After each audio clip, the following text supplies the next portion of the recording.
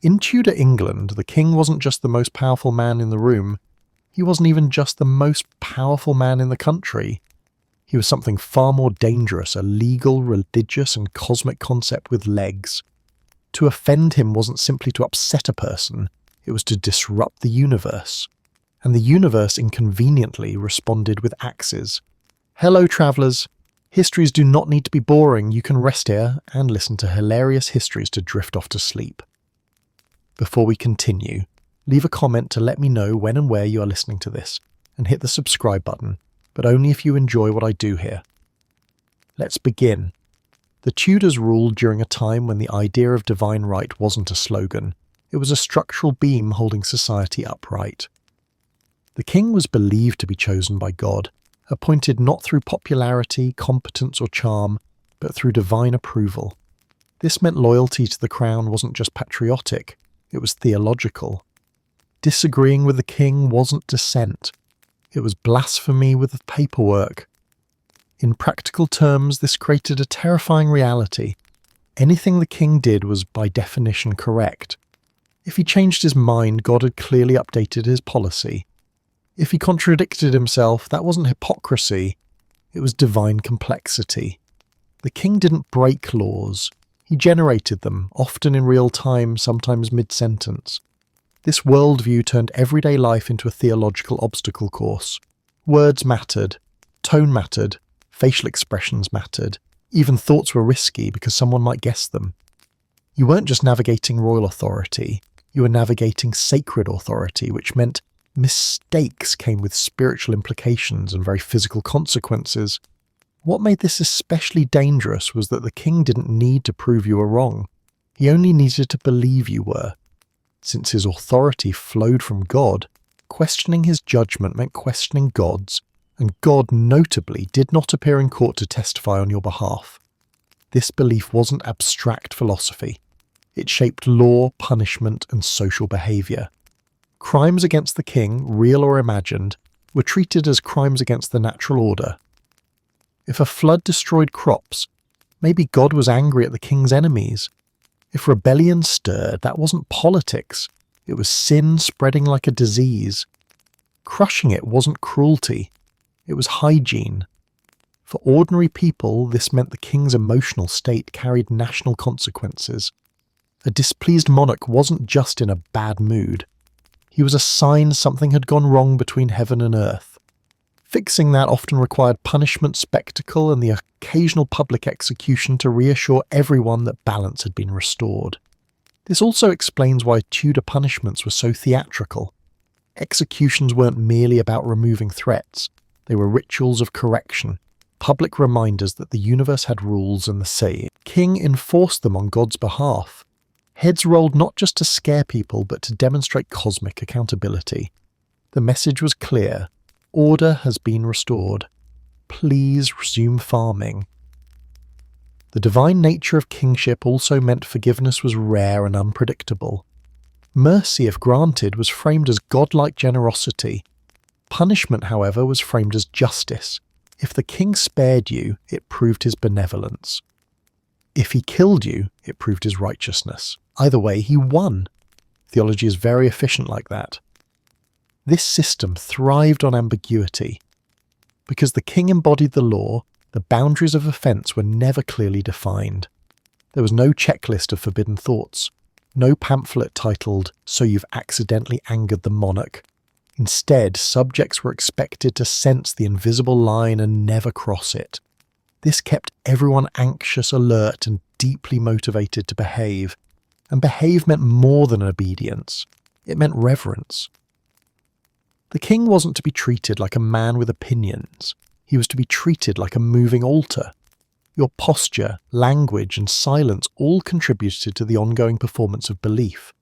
If you acted as though he were merely human, you implied he might also be wrong. That implication alone was dangerous. The irony, of course, was that Tudor kings were extremely human. They were moody, insecure, proud, easily offended, and intensely aware of how fragile their authority actually was.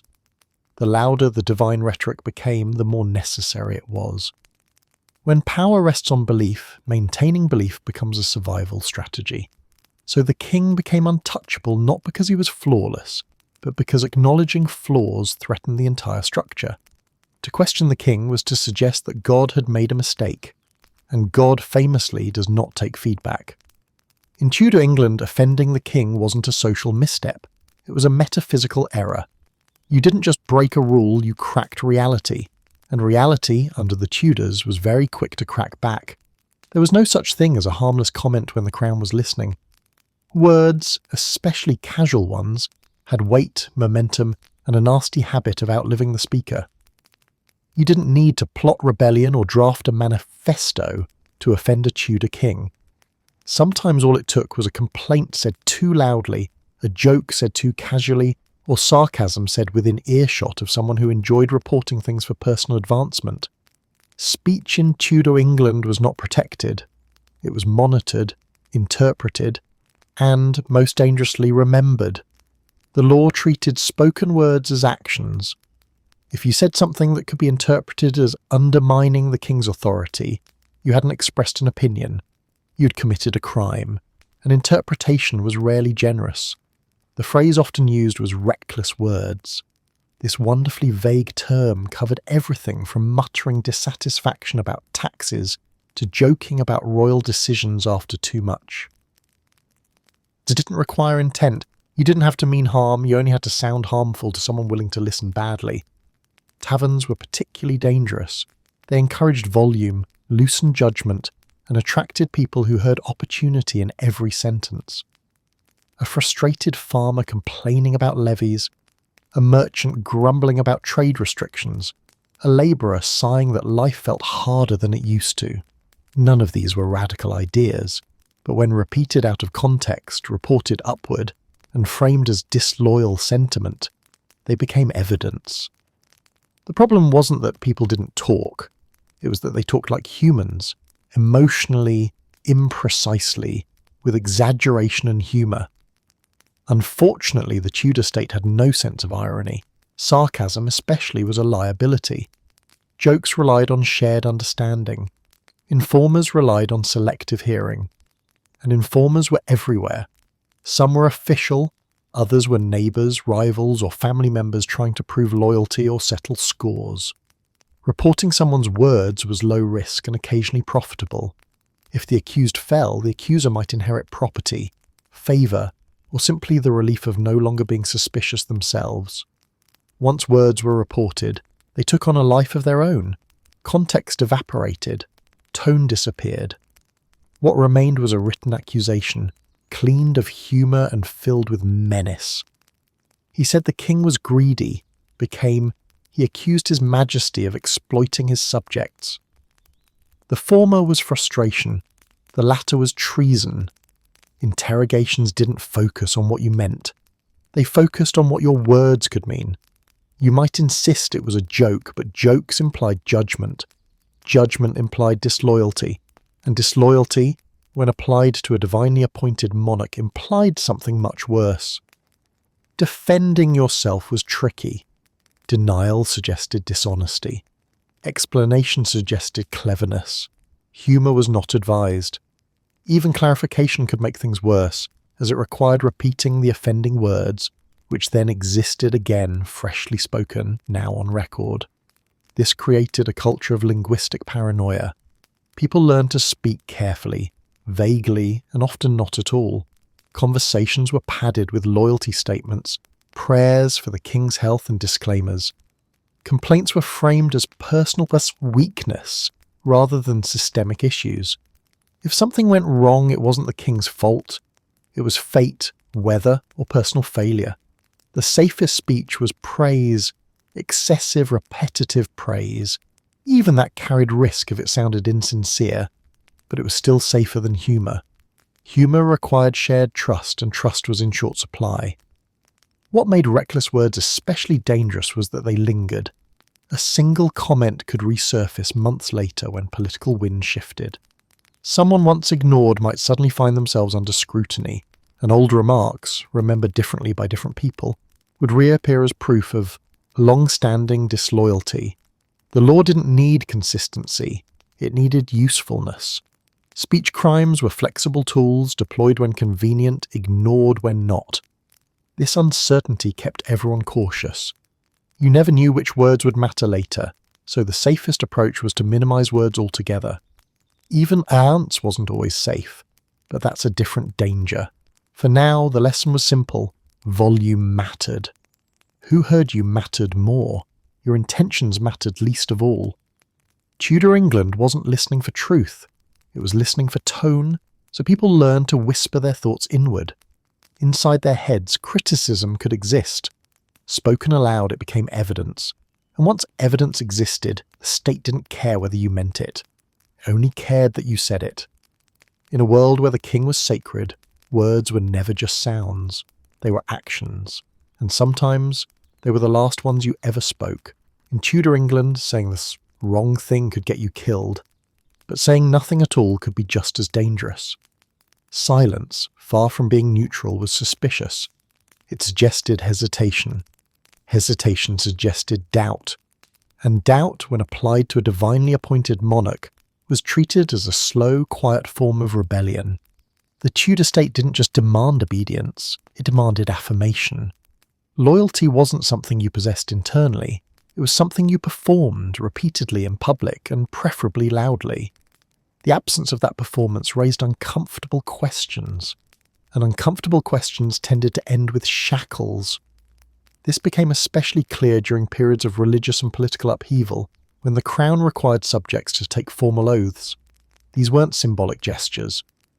They were verbal contracts between the individual, the monarch, and God. To refuse was not an act of conscience. It was an act of defiance. The danger lay in the logic.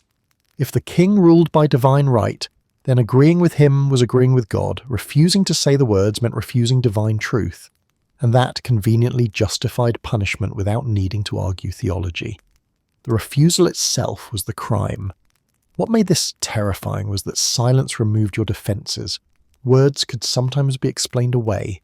Silence couldn't. If you spoke, you might clarify your loyalty. If you stayed quiet, others would clarify it for you. Usually badly. Authorities were trained to interpret hesitation as guilt. A pause before answering, suspicious. A request for clarification, evasive. A quiet demeanour, concealment. Silence allowed officials to project intent onto you, and their projections rarely favoured survival. For some, silence was an attempt at safety. Say nothing, offend no one. But this strategy collapsed under interrogation. Questions weren't invitations, they were tests. The correct answer wasn't accuracy or honesty, it was alignment. You were expected to respond immediately, confidently and correctly, with no visible internal struggle. Those who hesitated often did so out of genuine fear. They knew the stakes. One wrong word could end their life, but hesitation itself became proof that their loyalty wasn't instinctive. And loyalty that required thought was already compromised. Refusing to take an oath was particularly dangerous because it placed the individual outside the system entirely. Oaths were how Tudor authority mapped loyalty across society. They created a visible line between those who belonged and those who did not. Standing on the wrong side of that line, even quietly, made you an anomaly. And anomalies attracted attention. Once labelled suspicious, silence became a permanent mark. Every future interaction was filtered through it. If you spoke later, it was too late. If you remained silent, it confirmed expectations. The narrative had already been written, and you were no longer the author. The tragedy is that many who remained silent did so out of deeply held personal beliefs. But Tudor law had no patience for internal worlds. Belief only mattered if it aligned publicly. Private conscience was invisible. Public affirmation was mandatory. This forced people into performances they may not have believed. Loud agreement became a survival skill. Applause was safer than reflection. Echoing official language protected you, even if it hollowed you out. Better to say the words and live than to stay silent and disappear. And disappearance was common. Imprisonment often followed refusal, not because authorities needed evidence, but because silence suggested potential. A quiet person might become a rallying point. Better to remove them before they became meaningful. The ultimate cruelty of this system was that it punished restraint. Thoughtfulness, caution, and reflection, traits normally associated with wisdom, were liabilities. The ideal subject was immediate, vocal, and unthinking in their loyalty. Doubt wasn't just human, it was illegal. Silence then wasn't empty. It spoke volumes to those trained to hear threat in absence. And once silence was interpreted as opposition, the consequences unfolded predictably. You didn't need to shout rebellion. You didn't need to criticize the king. You only needed to fail for one moment to cheer loudly enough. In Tudor England, the loudest voice wasn't always the safest, but the quietest was almost always doomed. In Tudor England, clothing was not a personal choice. It was a public declaration of your place in the universe. What you wore told the world who you were allowed to be, how close you were permitted to stand to power, and, most importantly, how seriously the crown expected you to know your limits. Dressing correctly and you weren't being stylish. You were being insubordinate. This was enforced through sumptuary laws, a complex web of regulations dictating which fabrics, colours, trims, and accessories could be worn by which social ranks. These laws were not about taste. They were about control. Society functioned in Tudor thinking only if hierarchy was immediately visible. You should be able to look at someone and know whether to bow, nod, or ignore them entirely. Royalty and high nobility reserved the richest visual language for themselves. Certain fabrics, especially silks, velvets, and cloth woven with metallic threads, were considered physical expressions of authority. Some colours, particularly deep purples and intense crimsons, carried associations with power, wealth, and dominance. Wearing them without permission wasn't admiration, it was impersonation. The danger wasn't that the king would mistake you for a noble, the danger was that others might. If a commoner dressed like a gentleman, or a gentleman like a noble, the entire social structure blurred, and blurred lines made people uncomfortable. Uncomfortable people asked questions. Questions led to instability. Instability was the enemy. So the state intervened, down to the stitching. Sumptuary laws spelled out, often in painful detail, who could wear what. Not just fabrics, but sleeve width, embroidery, fur lining, even the number of buttons allowed on a garment. These rules changed as fashion evolved, creating a constantly shifting minefield. Keeping up wasn't easy, breaking the law accidentally was entirely possible, and that was part of the point. Enforcement wasn't always consistent, but it was always available. Officials could ignore violations until it suited them not to. That merchant who suddenly attracted attention. His velvet trim could become evidence of arrogance. That rival you wanted removed. His unauthorized fur lining might be just enough to bring him down. Punishments varied, but they were designed to humiliate rather than eliminate. Fines drained wealth. Confiscation stripped away status. Public reprimands reminded everyone else to look down and dress accordingly. The goal wasn't death, it was visibility. A warning stitched into the memory of the crowd. Clothing inspections were not uncommon, especially in cities and at court-adjacent events. Someone, somewhere, was always watching, and because fashion was increasingly elaborate, it became harder to remain compliant without appearing dull. Ambition and aesthetics collided in dangerous ways. For those trying to rise socially, this was maddening. You needed to look successful to be taken seriously, but looking too successful was illegal. The line between acceptable ambition and punishable display was thin and invisible. Step over it and your outfit became a confession. Women faced particular scrutiny. Their clothing was read as a reflection of male authority. Husbands, fathers, guardians. A woman dressed too finely wasn't just vain, she was seen as encouraging disorder. Her appearance suggested her household had forgotten its place. Correcting her was correcting the family. Men, meanwhile, risked being accused of pretending to rank they did not possess. Clothing implied entitlement. Entitlement implied aspiration. Aspiration implied threat. You weren't just wearing expensive fabric. You were broadcasting ideas above your station. The irony was that the Tudor elite loved spectacle. Court life was a visual performance of excess. Rich garments reinforced royal magnificence, but that magnificence depended on contrast. If everyone looked impressive, no one did. The crown needed the rest of society to look restrained so royalty could shine. Fashion then became a boundary marker. Stay within it and you remained legible. Cross it and you became a problem. What made this system especially cruel was that taste travelled faster than law. Styles spread, materials became more available, people copied what they admired, and admiration in Tudor England could be criminal.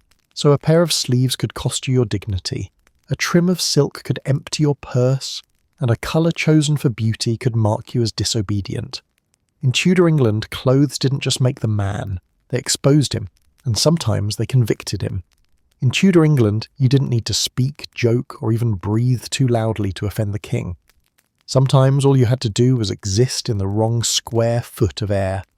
Court life was a spatial battlefield, an elaborate choreography where every inch of distance carried meaning, and misplacing your body could misplace your future. The Tudor court was not just a political institution, it was a stage, and everyone present was part of a never-ending performance. Status wasn't merely known, it was displayed, reinforced, and constantly renegotiated through where you stood, how long you stood there, and who noticed you standing there. The closer you were to the king, the more dangerous every second became. Physical positioning was a language. Proximity conveyed privilege, distance conveyed insignificance, misplacement conveyed presumption. And presumption, when directed toward a monarch who believed himself God's chosen instrument, was a very risky message to send. The king's body wasn't simply the monarch, it was the beating heart of the kingdom. Everything and everyone arranged themselves around him in careful layers of access. Guards, advisors, nobles, petitioners, servants. Moving closer without permission was like barging into the centre of a sacred diagram. Moving too far away suggested withdrawal or disapproval. Standing in the wrong line of sight? Unforgivable. One of the fastest ways to offend a Tudor king was to block his view. The king's gaze was symbolic. It was believed that his sight extended his authority, and the court existed to reflect that authority back to him. If he couldn't see something, an object, a person, or, heaven forbid, a planned spectacle, it implied you had placed your physical form above his will. And nothing in the Tudor worldview was above the king's will. People learned to angle themselves carefully, leaving unobstructed pathways for royal vision. Events were choreographed so that nothing unexpected, such as a too tall courtier, accidentally intercepted a royal line of sight. If it did, the king could interpret it as disrespect, arrogance, or worst of all, an attempt to draw attention away from him. At the opposite extreme, standing too close could trigger another form of royal irritation. The king's personal bubble did not exist for comfort, but for symbolism. The immediate space around him was a visible reminder of his superiority. Encroaching on that space without permission was read as intimacy, familiarity, or challenge. Only certain individuals, favourites, advisors, or appointed attendants were allowed within that invisible perimeter. Even they had to move precisely, avoiding sudden gestures that could startle the monarch or suggest overconfidence. Being trusted enough to stand close was an honour. Being caught standing close without the king's blessing was a career-ending event. And then there was the third danger, standing too far away. Distance in the Tudor court implied disengagement. A courtier who positioned himself at the margins could appear aloof, disinterested, or even hostile. Maybe he's plotting. Maybe he's sulking. Maybe he's avoiding the king because he knows something. The Tudor mind was excellent at turning physical space into emotional accusation. Worse, the court was full of watchers, nobles, rivals, servants, and always someone who enjoyed reporting concerning behaviour. A single observation. He didn't move closer when called. She lingered near the doorway. He stood apart from the others. Could spark rumours of disloyalty. Rumours of disloyalty inevitably travelled upward. Positioning wasn't just about the king, it also controlled who you stood next to. Proximity to certain nobles suggested political alignment. Standing too close to a disgraced figure could stain your own reputation by association. Standing too near a rising favourite could imply opportunism. Standing next to no one could read as suspicious self-isolation. Thus, navigating the court meant constantly calibrating your spatial choices. People learned to drift subtly, adjust angles, and read the shifting geometry of power in real time. For newcomers, it was overwhelming. For the experienced, it was exhausting. For everyone, it was dangerous. Those who failed the spatial game paid dearly. Court disgrace was swift and silent. A misplaced stance could result in the king's cold gaze, a small act that felt like doom. Worse was the whispered command to leave the room. Worst of all was the polite suggestion that you perhaps should not return. Permanent banishment didn't always come with formal charges. Sometimes it came with a quiet loss of invitations, a sudden coldness from peers, or the simple realization that one's name was no longer needed. In a world where access to the king defined one's career, losing the right to stand near him was social death. To outsiders, this all looked absurd. How could a footstep, a lean, a pause, a shift of weight determine a person's fate? But in the Tudor court, these micro-movements mattered. They revealed ambition, loyalty, fear and pride, qualities the king watched closely. In Tudor England, movement was meaning. Stillness was strategy, and space was never neutral. One wrong step and you weren't just in the wrong spot, you were on your way out the door, if you were lucky. In Tudor England, something as simple as bending your knees in the direction of a chair could threaten your reputation, your social standing, and on a very bad day, your actual life. This was not because chairs were rare, though they were. It was because resting your royal adjacent behind without explicit permission implied entitlement, familiarity, or worst of all, equality. And equality was a concept the Tudor court handled with the same enthusiasm it applied to contagious disease. The king's throne wasn't just furniture, it was a symbolic mountain, the architectural embodiment of divine hierarchy. Every chair within its radius existed in relation to it. Sitting, therefore, wasn't an action, it was a statement, a dangerous, leg-relieving statement. Courtiers learned early that posture could make or unmake them. The safest position near the king was upright, attentive, slightly stiff, and very uncomfortable. Comfort looked at a casual. Casual looked disrespectful. Disrespect looked treasonous. So everyone stood, and stood, and stood. Hours at court could pass without a single sanctioned bend of the spine. Knees throbbed, feet burned, lower backs whispered threats. No one dared shift their weight too obviously. Leaning suggested fatigue. Fatigue suggested weakness. Weakness suggested unworthiness. By the end of the day, the entire room resembled a collection of very ornate, very anxious haut racks. The privilege of sitting near the king was reserved for a tiny, carefully selected elite, primarily high-born noblewomen, certain councillors and individuals the king wished to elevate publicly. Letting someone sit was a visible endorsement. It declared, "This person belongs close to my power." It was a gift, a favour, and a political weapon, which meant if you sat without being told to, you effectively gifted yourself royal approval. This did not go unnoticed. Unauthorised sitting could be interpreted in several catastrophic ways. As arrogance, you think you belong here. As impatience, you're tired of waiting for your king. As presumption, you believe yourself near equal. As carelessness, you don't fear consequences. Even the gentlest lowering of one's body could be interpreted as a full-throated declaration of ambition. And ambition, especially if not approved by the crown, was a dangerous scent to carry. Historical accounts describe courtiers standing through long ceremonies, meals they weren't allowed to touch, an unbearable heat, yet daring not to sit. They waited, for rare moments when the king, in an unusually good mood, might gesture toward a chair. That gesture was golden. It could change lives. Being seen seated calmly and confidently near the monarch signalled trust and favour to everyone in the room. Court gossip circulated quickly. The king allowed him to sit today, or she remained standing the whole audience. Has she lost favour? These observations were not trivial. They were metrics. A courtier's entire career could be measured in the number of sanctioned chairs they occupied per year. Leaning was no safer. Leaning against a wall suggested one of two things, both fatal. You were tired, weakness. You were relaxed, indifference. Walls, like chairs, became forbidden zones of potential disgrace. Even resting a hand on a table's edge could be interpreted as a nervous mind stabilizing itself, never a desirable trait in a political environment built on performance. Etiquette manuals of the time didn't explicitly list, "Do not collapse like a fainting goat near the king," but the expectation was clear.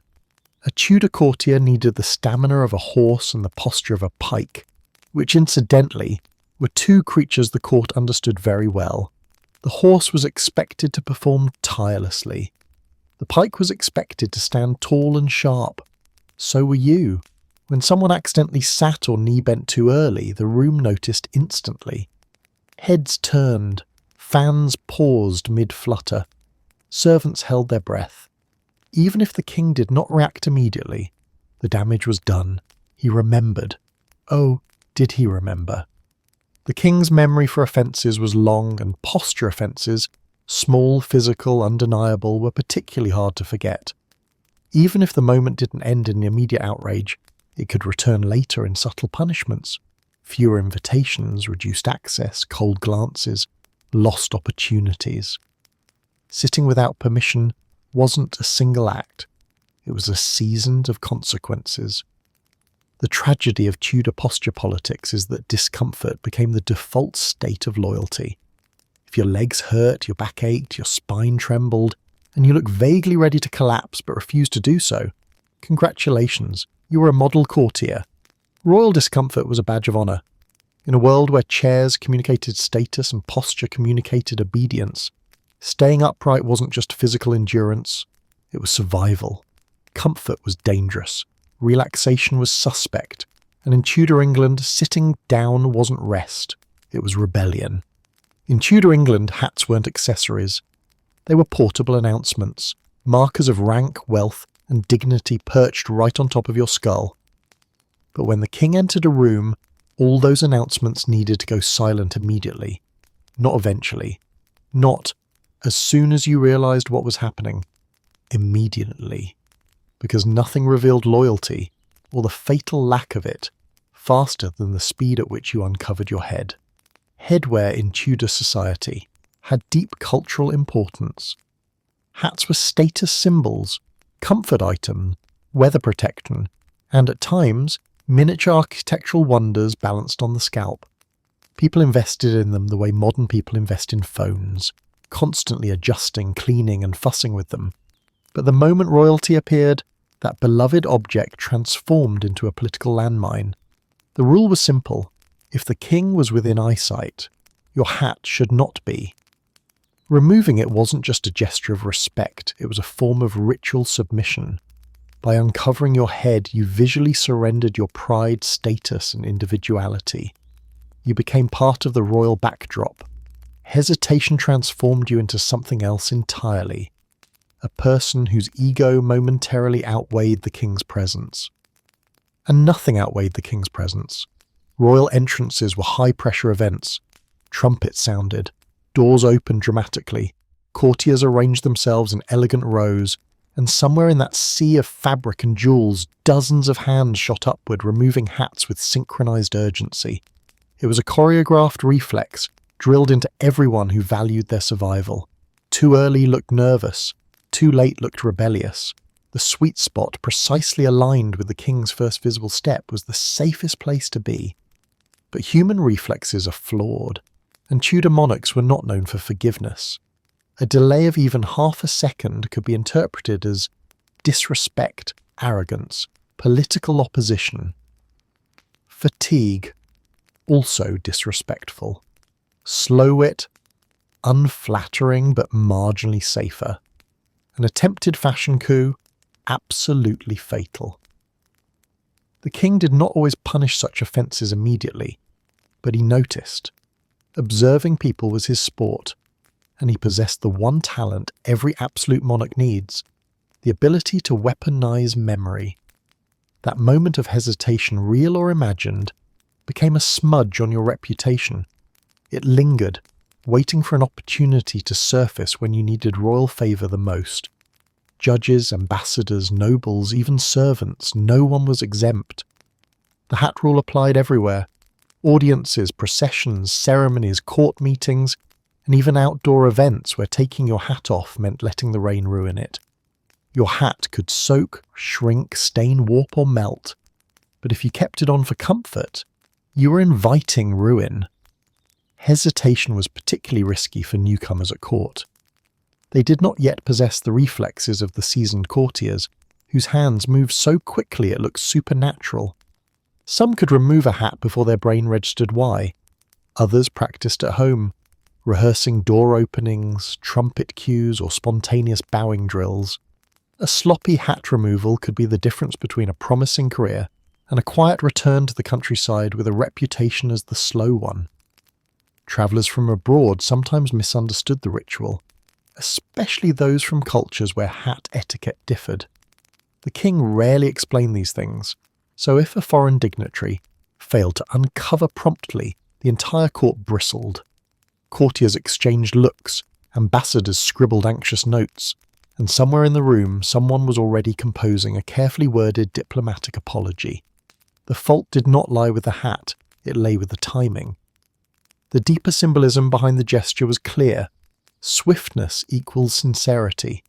A loyal subject didn't need time to decide whether the king deserved respect. That decision was supposed to live in the bones, not in the thought process. The speed of removal proved internal alignment. Slowness proved the opposite. This created a sort of reflex-based social Darwinism. Those with quick hands flourished. Those with slower instincts lived in perpetual dread. People developed subtle techniques, keeping the hat loosely perched, minimizing ribbons and ties, or pre-loosening fasteners before entering royal spaces. Function mattered more than fashion. Nobody wanted to wrestle with a stubborn feathered masterpiece mid-entrance while the king watched. And then there were those who used the hat ritual strategically. Removing one's hat too quickly with exaggerated flourish could signal devotion. But overdoing it risked appearing desperate. The court noticed desperation. It ranked just below treason in the hierarchy of unattractive qualities. A handful of trusted favourites were granted exceptions. They could keep their hats on in the king's presence, a privilege so rare that it amounted to a public announcement of favour. But for everyone else, including people who believed they were favourites, this exception was a myth best left untested. Because Tudor courts were built on countless small gestures, each with massive implications, and hats, dear, decorative, dangerous hats, were among the most visible gestures of all. A second too fast made you a fool. A second too slow made you suspicious. And in a world where suspicion could end your life, your safest choice was simple. Respond instantly, react perfectly, remove the hat, or risk losing the head beneath it. In Tudor England, court life functioned like a play with no script, no director, and only one critic whose opinion actually mattered. That critic was the king. Everyone else, from dukes to diplomats to servants holding trays of sweating wine goblets, survived by anticipating his mood and adjusting their own emotions accordingly. Which meant laughter, normally a harmless, human, involuntary response, became a volatile substance. If it escaped at the wrong moment, it could blow your entire life apart. At court, humour wasn't spontaneous. It was strategic. The king decided what was funny, when it was funny, and how funny it was allowed to be. If he chose to laugh, everyone else did too. If he chose to remain solemn, the court transformed instantly into a silent painting. Frozen faces, tight lips, and gazes pointed anywhere except the monarch's. The safest emotion in the room was whatever the king felt first. And this was a problem, because Tudor monarchs were notoriously unpredictable. A story, a gesture, or an anecdote the king found hilarious on Monday could feel insulting, boring, or dangerously seditious on Tuesday. Courtiers lived in a constant state of emotional whiplash. A joke was never just a joke. It was a high-stakes test of intuition. And the king was not known for giving retakes. Laughing prematurely was one of the most common and dangerous social errors. A courtier might hear something amusing or something that sounded like the setup to something amusing and let out a polite chuckle. That chuckle, once released, couldn't be shoved back inside. It hung in the air like a confession. If the king's face remained unmoved, everyone turned toward the offending laugher with pity and horror, usually reserved for doomed animals. Because if the king didn't laugh, the message was clear. He didn't think it was funny. Therefore, you shouldn't think it was funny. Therefore, you had just disagreed with royalty, emotionally. And disagreeing emotionally was a subtle form of insubordination. Incorrect laughter revealed insolence, poor judgment, or, worst of all, a belief that something other than the king could shape your mood. In their minds, you weren't reacting to humour. You were reacting to the situation. And the situation being created by the king was not meant to be mocked. This meant the room's collective safety depended on perfect emotional synchronicity. Courtiers watched the king's face the way sailors watch the horizon. They monitored the angle of his eyebrows, the twitch of his mouth, the inhalation before a smile. Was that a smirk, a pre-laugh, a sneeze? Better wait 3 more seconds just to be sure. Those 3 seconds could save your life. People developed sophisticated coping strategies for suppressing laughter. Biting the inside of the cheek, pressing lips tightly together, pretending to cough, even risking a discreet self-inflicted pinch. Anything to avoid letting out a poorly timed laugh, because once you laughed early, everyone remembered. Court had the memory of an elephant and the mercy of an axe. Laughing at tragedy was even worse. The Tudors loved drama, executions, scandals, unexpected downfalls. These were serious events, laden with political symbolism. If a courtier smirked at the wrong moment, it suggested delight in someone's misfortune. The king might interpret this as cruelty, arrogance, or secret celebration, all dangerous traits, or perhaps he interpreted it as a threat. Do you find amusement in the fall of my chosen servants? Are you hoping for mine next? One accidental chuckle could ruin decades of careful networking. And then there was the danger of laughing at someone the king disliked too enthusiastically. It was one thing to enjoy a joke. It was another to look like you enjoyed kicking someone while they were down. Especially if the king hadn't decided whether he planned to forgive or destroy that person yet. Your laughter could preempt his decision. That was not your job. Conversely, failing to laugh at jokes the king personally found hilarious could also be deadly.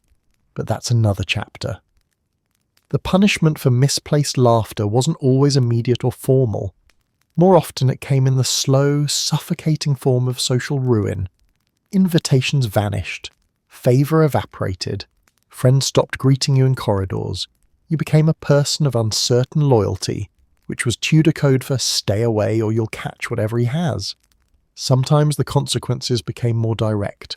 Reassignment to distant estates, dismissal from household positions, or quiet pressure to leave court altogether. The luckless few found themselves interrogated about their state of mind, a phrase terrifyingly close to accusing someone of disloyalty. Because in the Tudor world, emotions weren't private. They were political. Your reactions were watched, evaluated, and interpreted as evidence of your inner allegiance. The king didn't need you to be happy. He needed you to be predictable, and nothing was more unpredictable, or therefore more dangerous than laughter. So courtiers learned to train their reactions the way an actor trains for opening night. Rigorously, fearfully, constantly, a laugh could brighten your face, it could lift your spirits, but in Tudor England, the wrong laugh at the wrong moment didn't brighten anything. It simply dimmed your future. If laughing at the wrong time could ruin you, failing to laugh at the right time could erase you entirely. The Tudor court ran on a kind of emotional electricity. One spark at the royal end, and the entire room was expected to light up instantly. The king didn't just set the tone. He was the tone. His jokes didn't need to be clever, crafted, or even coherent. They simply needed to happen. And when they did, the courtier's job was clear: respond like their lives depended on it. Because they did. Humour at court wasn't entertainment, it was obedience training. Laughter proved attentiveness, approval, and loyalty in a single sound. A missed chuckle was a missed signal, and a missed signal suggested you were not aligned with the most important man in the kingdom. That was dangerous, emotionally, politically, and occasionally physically. The king's jokes ranged wildly in quality. Some were genuinely witty, others were painfully forced. Many were half-jokes, small, smug comments that hovered uncertainly between observation and attempted humour. But no matter their form, they required immediate reaction. The courtiers closest to the king were expected to react first, their laughter acting like a cue for everyone else to follow. These reactions were not spontaneous. They were rehearsed performances, perfected over years. People practiced the exact volume, duration, and style of laugh that conveyed appreciation without appearing theatrical. Too quiet, and you seemed tepid. Too loud, and you seemed desperate. Too long, and you seemed sycophantic. Too short, and you seemed bored. The perfect laugh was calibrated the way musicians tune instruments. Precise, intentional, and always ready on command. Missing the cue was catastrophic. Imagine this. The king makes a pun, delivered with all the confidence of a man whose word shapes reality. The room erupts in polite delight, except for you, who hesitated because you were momentarily distracted by a tapestry, a cough, or the realization that you didn't understand the joke. That beat of silence was enough. In the roar of approving laughter, your stillness became as visible as a bonfire. Someone noticed. Someone always noticed. At best, that moment planted a seed of doubt. At worst, it marked you forever as the one who didn't laugh, a phrase that hung in the air like an accusation. The consequences were subtle at first. A missed invitation here, a colder greeting there, the gentle drift of people no longer wishing to stand beside you. But at court, social distance was a political distance. Within days, you could find yourself isolated, the polite smiles turning tight, the whispers increasing, your relevance dissolving. The king himself often reacted unpredictably. Sometimes he ignored the lapse, usually because he was in a generous mood, or because he hadn't expected you to understand the joke anyway. Other times he remembered it with startling clarity, and retrieved the offence at a much later date during some unrelated dispute. There was nothing quite like hearing the king say, "Ah yes, I recall when you looked bored during my story last Michaelmas." The Tudors never forgot emotional slights. Emotional slights, after all, suggested lack of devotion. Devotion was mandatory. Eventually pressure built around those known for slow mirth. People began avoiding them for fear the king's displeasure might become contagious. You were left on a small social island, a very dangerous place in a court where alliances were survival. Some courtiers defended themselves by overcompensating. If they missed a laugh once, they made sure to laugh more at every future joke, developing a reputation for being excessively jolly, which created its own problems. The king didn't like unnatural displays. He didn't want a clown. He wanted predictable, perfectly measured cheerfulness, a reflection of his own brilliance, not a performance overshadowing him. Foreign diplomats were especially vulnerable. Accustomed to different court cultures, they sometimes waited for the meaning of a joke before responding. This delay, though logical, became treasonous by Tudor standards. Briefings were created just to explain the royal sense of humour. Imagine being told before presenting your credentials, "If His Majesty laughs, you must laugh immediately. Do not wait to understand why." Not understanding was fine. Not laughing was deadly. And then there were the select few, royal favourites, who could sometimes afford a late laugh or even a small smile instead of a full reaction.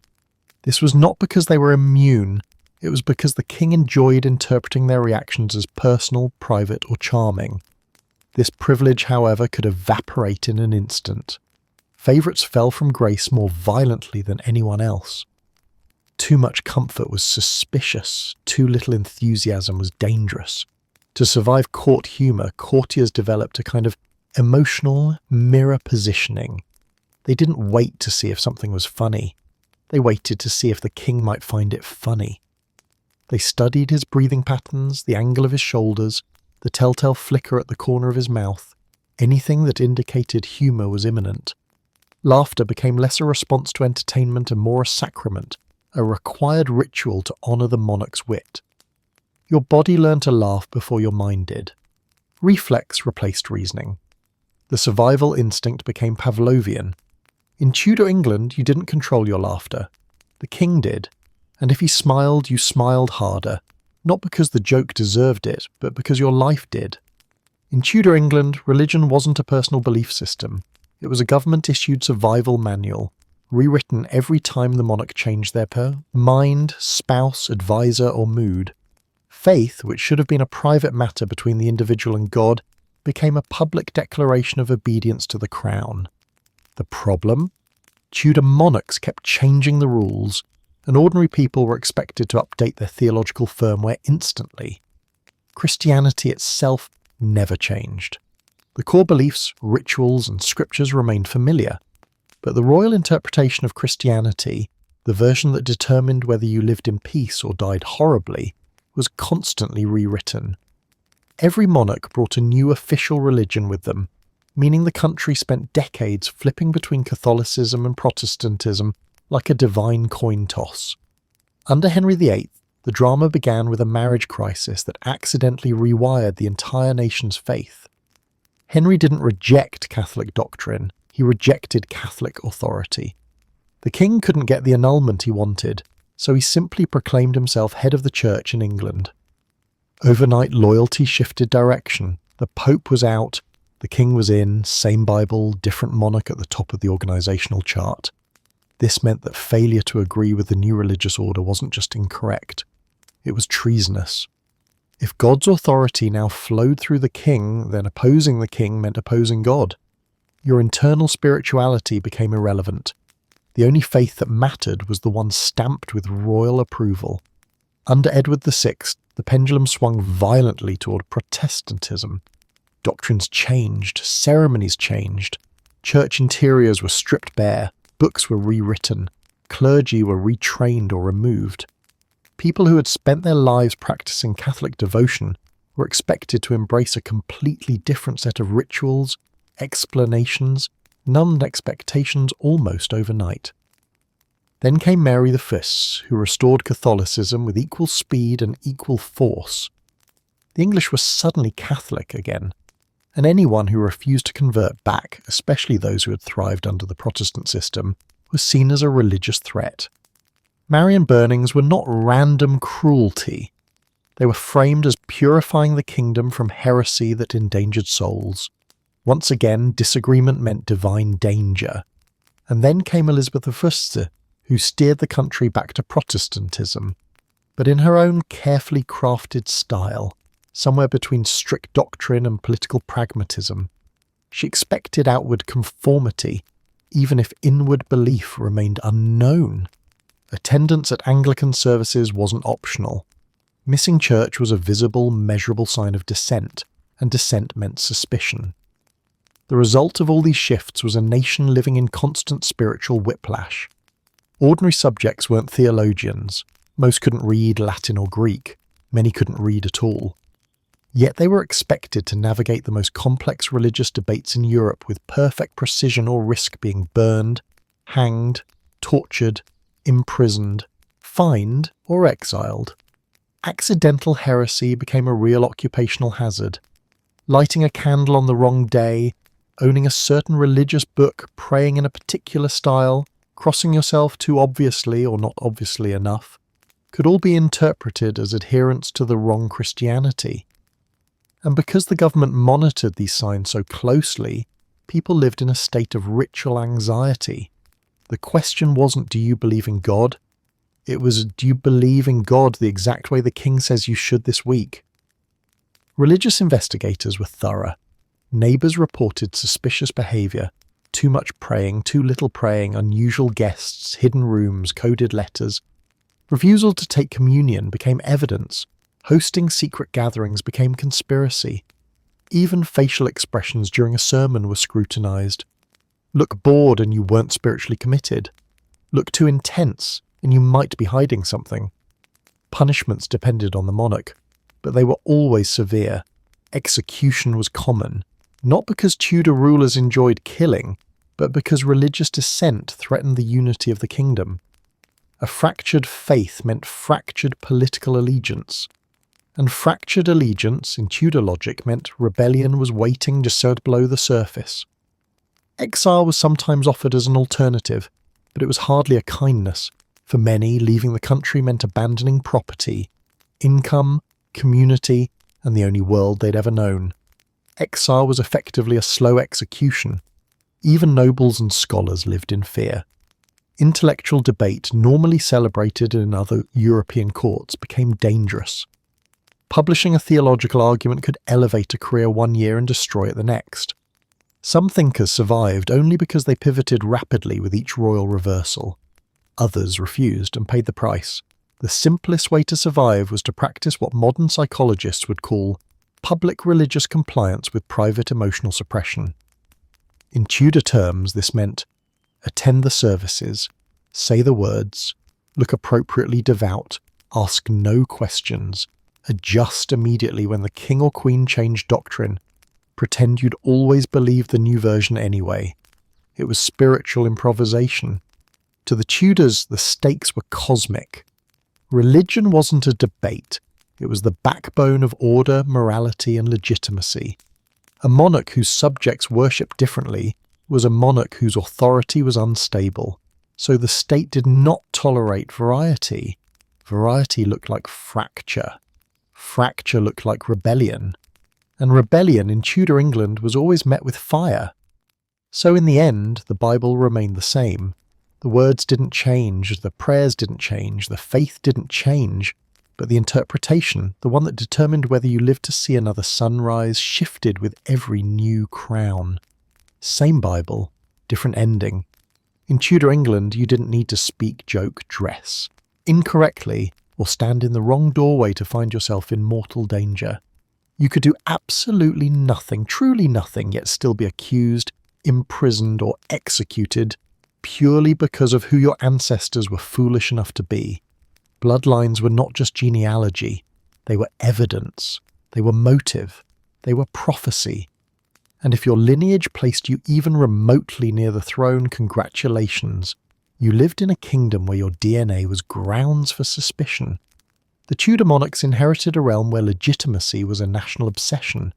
England had a long, messy tradition of disputed successions, rival claimants, and nobles absolutely convinced they deserved the crown if only someone else would step aside or fall conveniently down a flight of stairs. By the time the Tudors arrived, paranoia was not a personality trait, it was a policy. This meant having royal blood, even diluted by generations, turned you into a political hazard. You didn't have to be ambitious, you didn't have to form alliances, you didn't even need to know who your ancestors were. Someone else would happily remind you, especially if doing so helped eliminate a potential rival.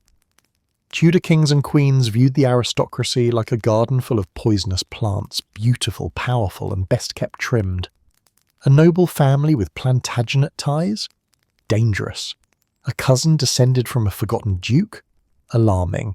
A distant relation married into a household with a suspicious amount of influence? Practically treasonous. These connections weren't hypothetical threats, they were pretexts. A monarch looking to secure power didn't have to wait for a rebellion. They simply had to say, "Your lineage troubles me," and the matter was settled. Being well-born was a privilege everywhere, except when it wasn't. House arrest often came first.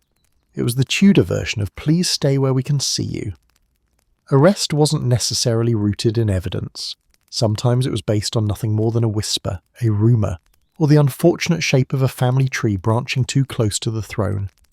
Nobles were escorted to their estates and told, politely but firmly, never to leave. Many spent years wandering their own hallways, waiting for the monarch to decide whether they were still considered a threat. Others never received that courtesy. Royal suspicion could escalate suddenly and spectacularly. One morning you were attending court in dangerously fashionable sleeves. That evening you were escorted to the Tower of London because your great-great-grandfather once looked vaguely king-like. The Tower wasn't just a prison, it was a holding chamber for people too valuable to execute without ceremony and too dangerous to leave unattended. Inside its walls, nobles waited. Some waited days, others waited months, some waited years.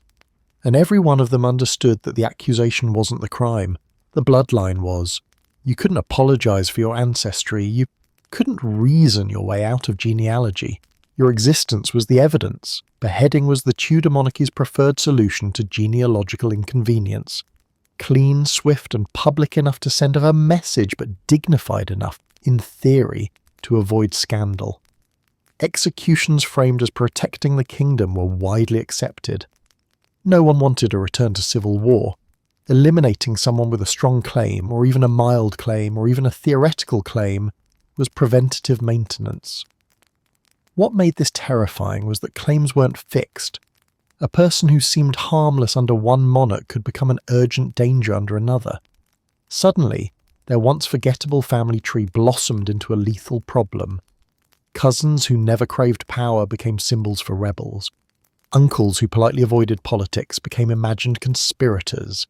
Nieces who married into the wrong families became rallying points for factions they had no idea existed. Suspicion didn't require action, it required potential. And nothing created potential faster than proximity to royal blood. Even loyalty couldn't protect you. Showing devotion to the monarch didn't erase your ancestry. If anything, too much loyalty looked suspicious. Why are you trying so hard? What are you hiding? Perhaps your enthusiasm is a manipulation tactic. Perhaps you're positioning yourself for the future. Perhaps the king's trust in you is a threat to someone else, who will happily point out your dangerous lineage when it becomes politically convenient. At court, genealogy became a weapon, one wielded by both monarchs and rivals. People investigated each other's family trees with the enthusiasm of modern people analysing celebrity DNA tests. Old documents resurfaced. Ancient marriages were scrutinised. Forgotten branches of noble houses suddenly mattered. If someone wanted you gone, they didn't need to invent a crime. They just needed to remind the king you were technically related to someone his ancestors disliked. And the king, remembering all too well how tenuous his own claim might be, acted accordingly. The tragedy of Tudor bloodline politics is that many of those executed posed no real threat. They were guilty of inheritance, nothing more. Their parents made the mistake of being born into a line with a hint of royal possibility, and centuries later, their descendants paid the price. The monarchy didn't need your actions, it needed your ancestry. So in Tudor England, having the right family could lift you to unimaginable heights. But having the wrong family, even if it was technically the same family, could end your life before you reached middle age. Your family tree didn't just define you, it determined how and whether you would survive. In Tudor England, popularity wasn't a blessing. It was a warning sign, an invisible bell that rang loudly in the monarch's mind the moment too many people liked you, followed you, or, God forbid, listened to you. Charisma, charm, and natural magnetism, all qualities that today might land you brand deals or political office, were, in Tudor times, the equivalent of walking around with a sign reading, "Potential rival, please eliminate before supper." Popularity threatened the monarchy because it disrupted the most important illusion the Tudors tirelessly maintained, that affection, allegiance, and admiration flowed in exactly one direction, toward the king. If too many people began looking at someone else with admiration, the balance of emotional power shifted dangerously. A popular noble didn't need to plot rebellion. Their existence alone suggested they could. And could was more than enough. The Tudor court was full of talented, educated, charismatic individuals. Many were natural leaders, some were war heroes, others were beloved by the common people. These qualities made them excellent statesmen and deeply suspicious subjects. A monarch could never fully relax while someone within arm's reach had the ability to inspire loyalty. Inspiration was unpredictable, loyalty was valuable, and value outside the crown was unacceptable. Popularity came in many forms, all of them dangerous. There was the military favourite, the commander who returned from war with victorious banners, cheering soldiers, and glowing public praise. While the king publicly celebrated such triumphs, privately he worried. Soldiers adored commanders who fought beside them. Admirers became followers. Followers became factions. Factions became threats. The commander didn't need to lift a finger. The people's admiration did the damning work for him. There was the court favourite, a person whose charm, beauty, or effortless wit made them the emotional star of the king's household. They didn't have to try. People gravitated toward them. Their presence brightened gatherings. Their absence darkened moods.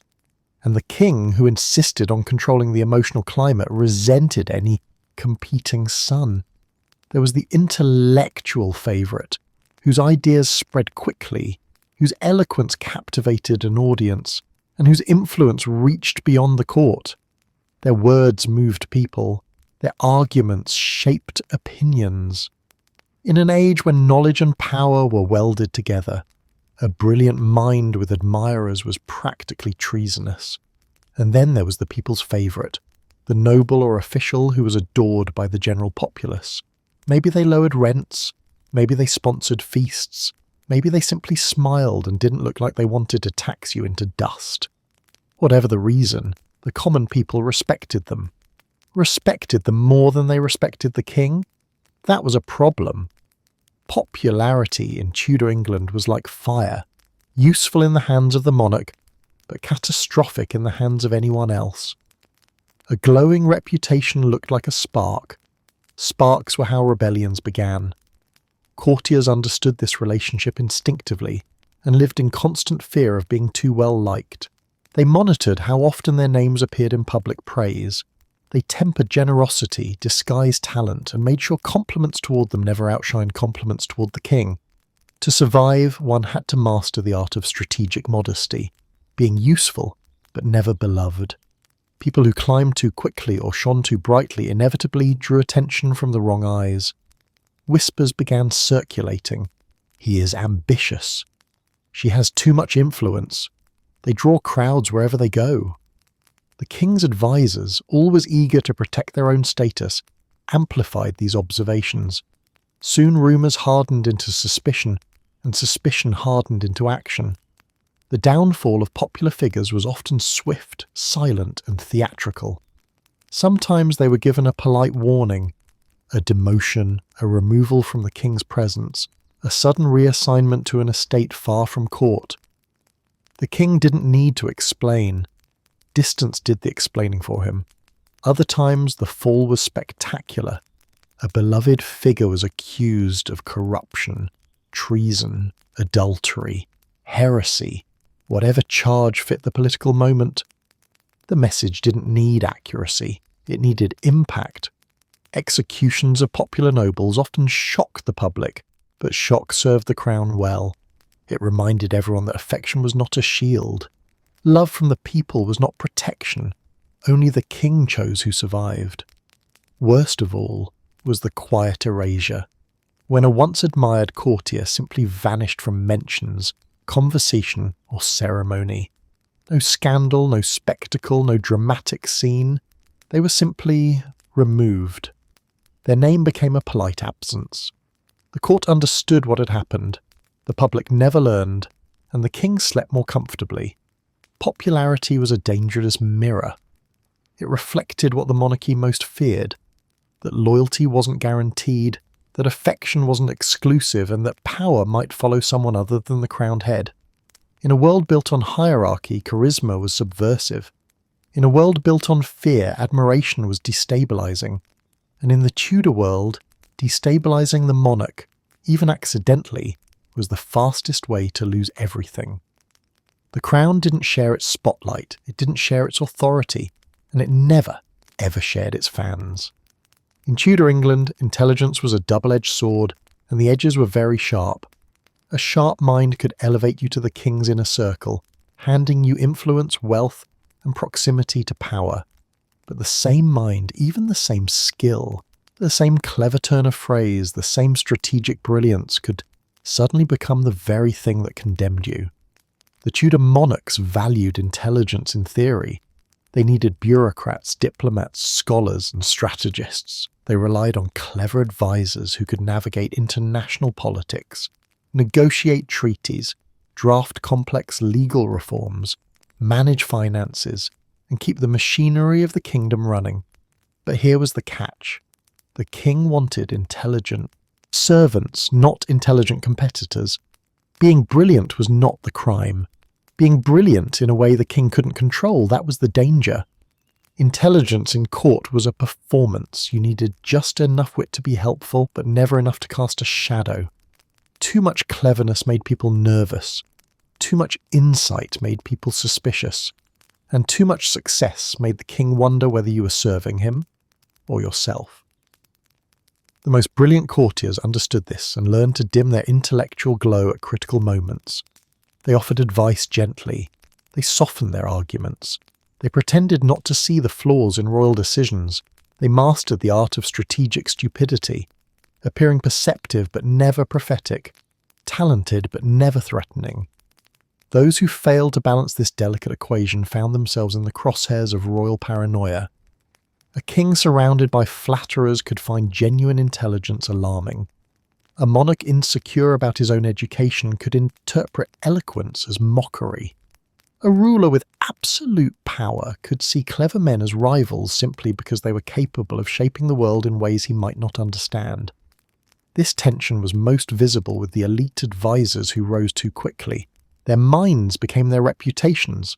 Other courtiers whispered about their influence. The king began to wonder what they were plotting, and in a world where intrigue was expected, wondering became believing. Intelligence became evidence. The offence wasn't dishonesty, it was outthinking the king. If you solved problems too quickly, the king feared you could create them just as easily. If you predicted political shifts, the king feared you could manipulate them. If you offered brilliant strategies, the king feared you might also be devising strategies against him. This wasn't a hypothetical fear. Tudor history is filled with advisors who were praised one year and destroyed the next. Their crime? Their minds continued working, relentlessly, visibly, impressively, long after the king stopped feeling comfortable about it. The accusation was nearly always the same: manipulation. Manipulation didn't need to be proven, it only needed to be felt. And once the king suspected manipulation, your intelligence became a weapon used against you. You gave good advice? You must have done it to gain influence. Your reform succeeded? You must be building a personal empire. Your allies grew in number? You must be recruiting followers. You predicted foreign threats? Clearly you were orchestrating them. Brilliance became motive. Motive became guilt. Guilt became punishment. The consequences were devastating. Some advisors fell from grace quietly, stripped of office, exiled to distant lands, or forced into retirement. Others fell spectacularly, with full trials, public accusations, and the familiar Tudor solution to political inconvenience: execution. These trials often revealed nothing about the accused's actions, and everything about the king's insecurities.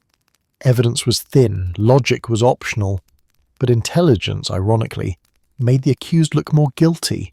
If they were clever enough to run the kingdom, they were clever enough to hide their crimes. This was a self-feeding paranoia, a loop of logic that always ended in the same place, the axeman's block. Even displaying intelligence outside politics could be dangerous. Writing a popular book, discovering a new scientific concept, or engaging in lively intellectual debates drew admiration and attention. Attention was unwelcome. Attention fed rumours. Rumours fed fear. The court developed unwritten rules. Never finish the king's sentences. Never appear to know the law better than he did. Never correct him in public. Never reveal knowledge that he did not already possess. Never explain things too enthusiastically. And for the love of survival, never act like the smartest person in the room, even if you unquestionably were. A clever advisor's only safety mechanism was careful self-disassembly, hiding their sharpest thoughts behind soft words, spreading credit to others, and allowing the king to believe ideas originated with him. It wasn't humility, it was survival. Because at the Tudor court, brilliance could illuminate a room, until it illuminated the fact that the king was not the brightest light in it. And when that happened, your intelligence didn't make you valuable. It made you replaceable. And the Tudors had a very efficient way of replacing people. In Tudor England, the king's request for honest counsel was less an invitation and more a trap disguised as virtue. Monarchs loved the idea of honesty, the noble principle, the flattering notion that they were open-minded, reasonable rulers who welcomed truth. But the reality of honesty, especially when it involved criticism, inconvenience, or even the faintest hint of disagreement, was about as welcome as a plague cart parked outside the palace gates. Advising a Tudor monarch required Olympic-level emotional agility. The king did not actually want the truth. He wanted the truth as he imagined it, delivered in a tone that reinforced his brilliance, wrapped in compliments that implied the idea was his all along. Anything less was dangerous. Anything more was fatal. Honest advice created tension in the Tudor worldview because it interfered with the monarch's two favourite illusions. He was always right. If he wasn't right, it was because someone else had failed him. Telling the king an unpleasant truth shattered illusion number 1. Suggesting he should alter his plans threatened illusion number 2. And shattering royal illusions was a high-risk activity. Kings asked for advice constantly. They demanded reports, summoned councils, interrogated ministers, and ordered evaluations. Yet the unspoken rule was always the same. The correct answer was whatever confirmed the king's pre-existing opinion. Courtiers knew this instinctively. They learned to read the king's mood, filter their language, and guide him gently toward better decisions without ever explicitly saying he was wrong. But some advisors, idealists, moralists, or simply unfortunate souls who believed the question, "What should I do?"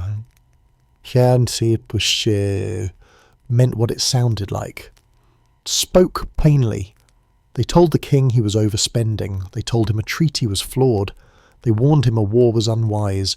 They explained that executions made people nervous.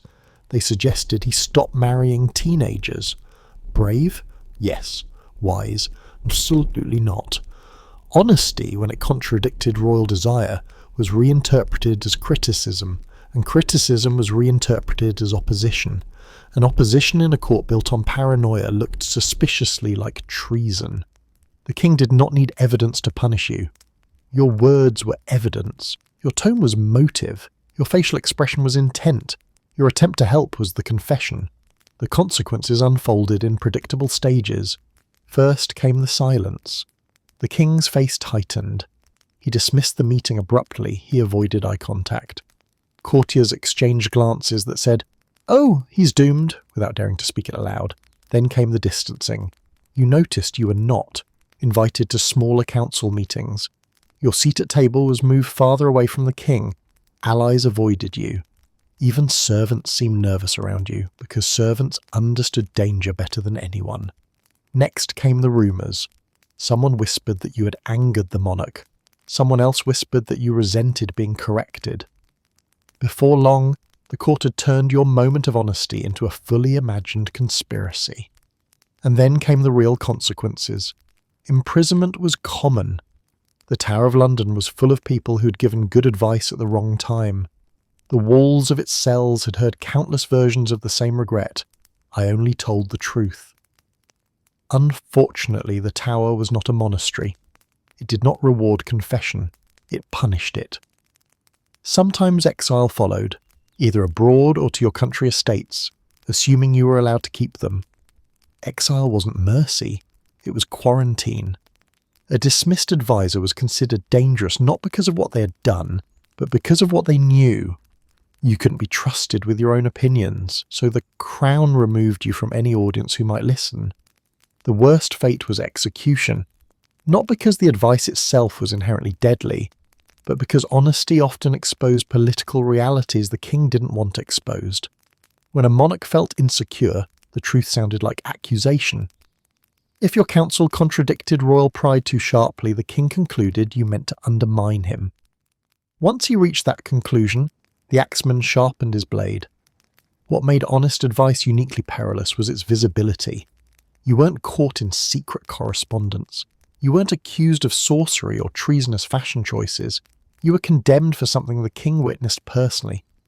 He remembered the moment you said the words, where you stood, how your voice sounded, how your face looked, and that memory was impossible to erase. Some advisors survived by developing an advanced diplomatic skill, the art of truthful deception. This wasn't lying. It was performing the truth in a way that didn't threaten the monarch's ego. They learned to phrase difficult information as compliments. Your Majesty's brilliance demands a more strategic battlefield. Only a ruler as wise as you could reconsider this treaty. Your unmatched judgment will surely improve this policy once you see this new detail. The idea was never to say you are wrong. The idea was to say you are right. But you could be even more right if you did this instead. Even this technique occasionally failed. The king's mood mattered more than your wording. He might embrace the advice one day and condemn it the next. Honesty always lived on borrowed time. The tragedy of Tudor council was that kings genuinely needed honest advisors. They just didn't want to hear them. They wanted reality softened, filtered, and arranged like a carefully staged tableau. Advisors who forgot this, who believed their role was to tell the king what he needed to hear instead of what he wanted to hear, often met the same fate as traitors. He asked for honesty, he praised honesty, he admired honesty, and he punished it without hesitation. In Tudor England, telling the truth wasn't a virtue, it was a gamble, and the house, as always, belonged to the king. In Tudor England, the most lethal object in the kingdom wasn't the executioner's axe, the soldier's pike, or the assassin's dagger. It was the quill pen, a deceptively innocent feather, capable of destroying careers, reputations, and entire families with a few too bold strokes. Words spoken aloud could be denied, forgotten, misheard, reinterpreted, but words written down, they were evident, stubborn, durable, and absolutely unforgiving. The Tudors lived in a world where literacy was rising, bureaucracy expanding, and royal surveillance sharpening. Every letter, memo, petition, marginal note, or scrap of parchment had the potential to be copied, passed around, seized, or misinterpreted. A thought you scribbled in haste became a permanent political fossil, preserved in ink long after you desperately wished it weren't. Writing, therefore, was not just communication, it was self-incrimination, pre-signed. The danger lay in the permanence. Spoken criticism disappeared into the air. Written criticism stayed put, waiting patiently for the moment it could betray you. In a court where monarchs shifted policy, religion, alliances, and opinions with alarming speed, yesterday's reasonable suggestion could instantly become today's treasonous document. And people collected documents, the way others collected debts. A single letter could ruin you, even years later. Perhaps you wrote a cautious comment about taxation. Perhaps you expressed mild frustration about a royal edict. Perhaps you warned a friend to be careful about rumours swirling through the court. At the time, the message seemed harmless, but the instant the wrong person saw it, or the right person wanted it seen, it transformed from correspondence into evidence of disloyalty. The most dangerous form of writing was anything that looked like critique. Critique implied evaluation. Evaluation implied judgment. Judgment implied superiority, or at least independence, and the Tudors had no patience for subjects who behaved as though their thoughts existed outside royal permission. Pamphlets were even riskier. Printed texts spread fast, and the Tudors treated unapproved writing the way modern governments treat smuggled explosives. Underground printing presses, secret distribution networks, anonymous authorship, none of it made you safe. If the authorities tracked a pamphlet back to you, they didn't need to prove you intended harm. The pamphlet itself was harm. Words circulating without royal oversight were considered threats. Uncontained ideas travelling faster than the crown could control. Private diaries could also destroy lives. A personal journal might contain nothing more than frustration, private doubts, or irritated scribbles about court gossip. But diaries, once discovered, were not interpreted as emotional outlets. They were political manifestos written in the language of honesty. And honesty, as the Tudors demonstrated repeatedly, was a confession. Even annotations in the margins of books were dangerous. A critical remark beside a passage on kingship could be framed as seditious philosophy. A question mark beside a religious argument could suggest heretical leanings. Scholars were particularly vulnerable. Their work required writing, and writing required opinions. Opinions, unfortunately, looked like positions. Positions looked like intentions. Intentions looked like plots. Once a written document surfaced, denying it became almost impossible.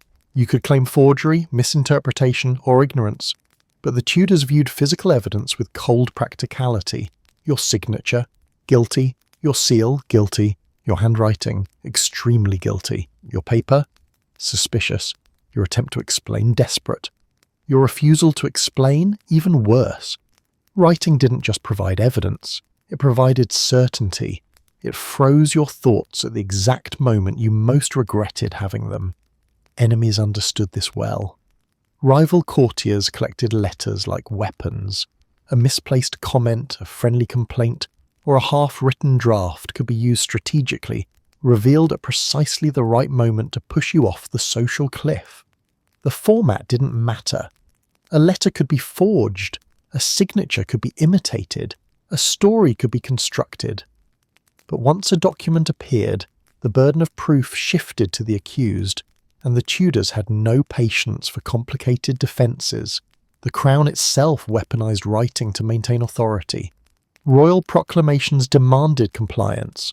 Oaths demanded signatures. Reports demanded accountability. And if you altered, challenged, or subtly reframed those documents, that wasn't editing, that was insubordination. Worse still was correspondence with foreign powers. Even innocent letters, updates about trade, observations about weather, casual greetings were dangerous if the king suspected political overtones. International communication looked like diplomacy. Private diplomacy looked like treachery. And treachery, whether intended or not, came with consequences. Some advisors and officials survived by mastering the art of writing without saying anything. They perfected vague language, empty compliments, and phrases that looked important but revealed nothing. They became experts in bureaucratic fog, dense paragraphs of elegant politeness that could be read in any direction and interpreted in none. But most people were not so lucky. The Tudors lived in an age where government feared ideas, and written ideas were the most contagious of all. A sword could kill one person, a letter could kill dozens. Ink-stained paper, paper-stained reputation, reputation-stained destiny. In a kingdom built on paranoia, writing was not a tool, it was a risk that outlived you, travelled without you, and returned at the worst possible moment, holding your handwriting like a smoking gun. In Tudor England, the act of falling in love was not a private experience. It wasn't romantic, spontaneous, or gentle. It was strategic, political, dangerous. Marriage wasn't simply the joining of two people. It was the joining of families, fortunes, alliances, territories, and unspoken ambitions, which meant that choosing the wrong spouse didn't just create awkward dinner conversations. It created national emergencies. The Tudors lived in a world where marriage functioned as a diplomatic treaty wrapped in lace. Who you married said everything about your loyalties, your aspirations, your alliances, and your potential to interfere with the delicate balance of power surrounding the throne. The wrong marriage could shift that balance. And the monarchy, already paranoid, unstable, and forever terrified of rivals, responded to such shifts with brutal efficiency. For nobles, every wedding invitation contained a warning. Choose wisely, choose carefully, choose harmlessly, because choosing wrong could destroy you. The most obvious mistake was marrying into a family with a strong blood claim to the throne. Even if you had no ambition, the crown assumed someone in that new household did. When two powerful families united through marriage, their combined connections created a force the king could not ignore. A union between ambitious houses could, in the monarchy's eyes, look like the opening scene of a civil war.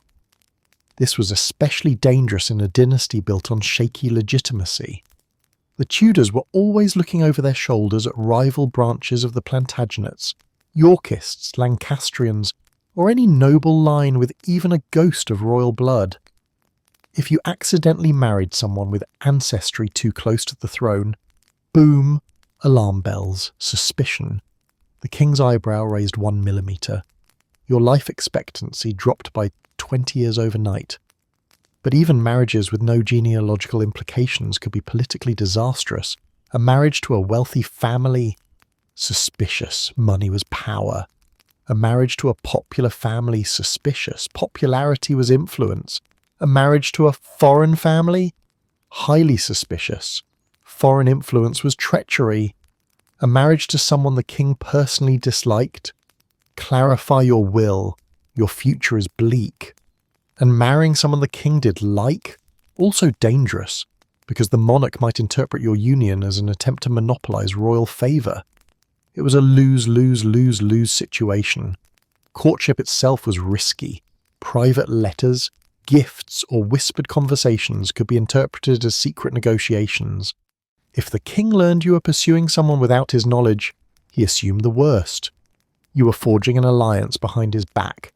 And forging alliances behind us, Tudor's back was basically announcing, I would like to be arrested. Royal permission for marriage wasn't merely polite, it was mandatory. Failure to seek it suggested independence. Independence suggested autonomy. Autonomy suggested power.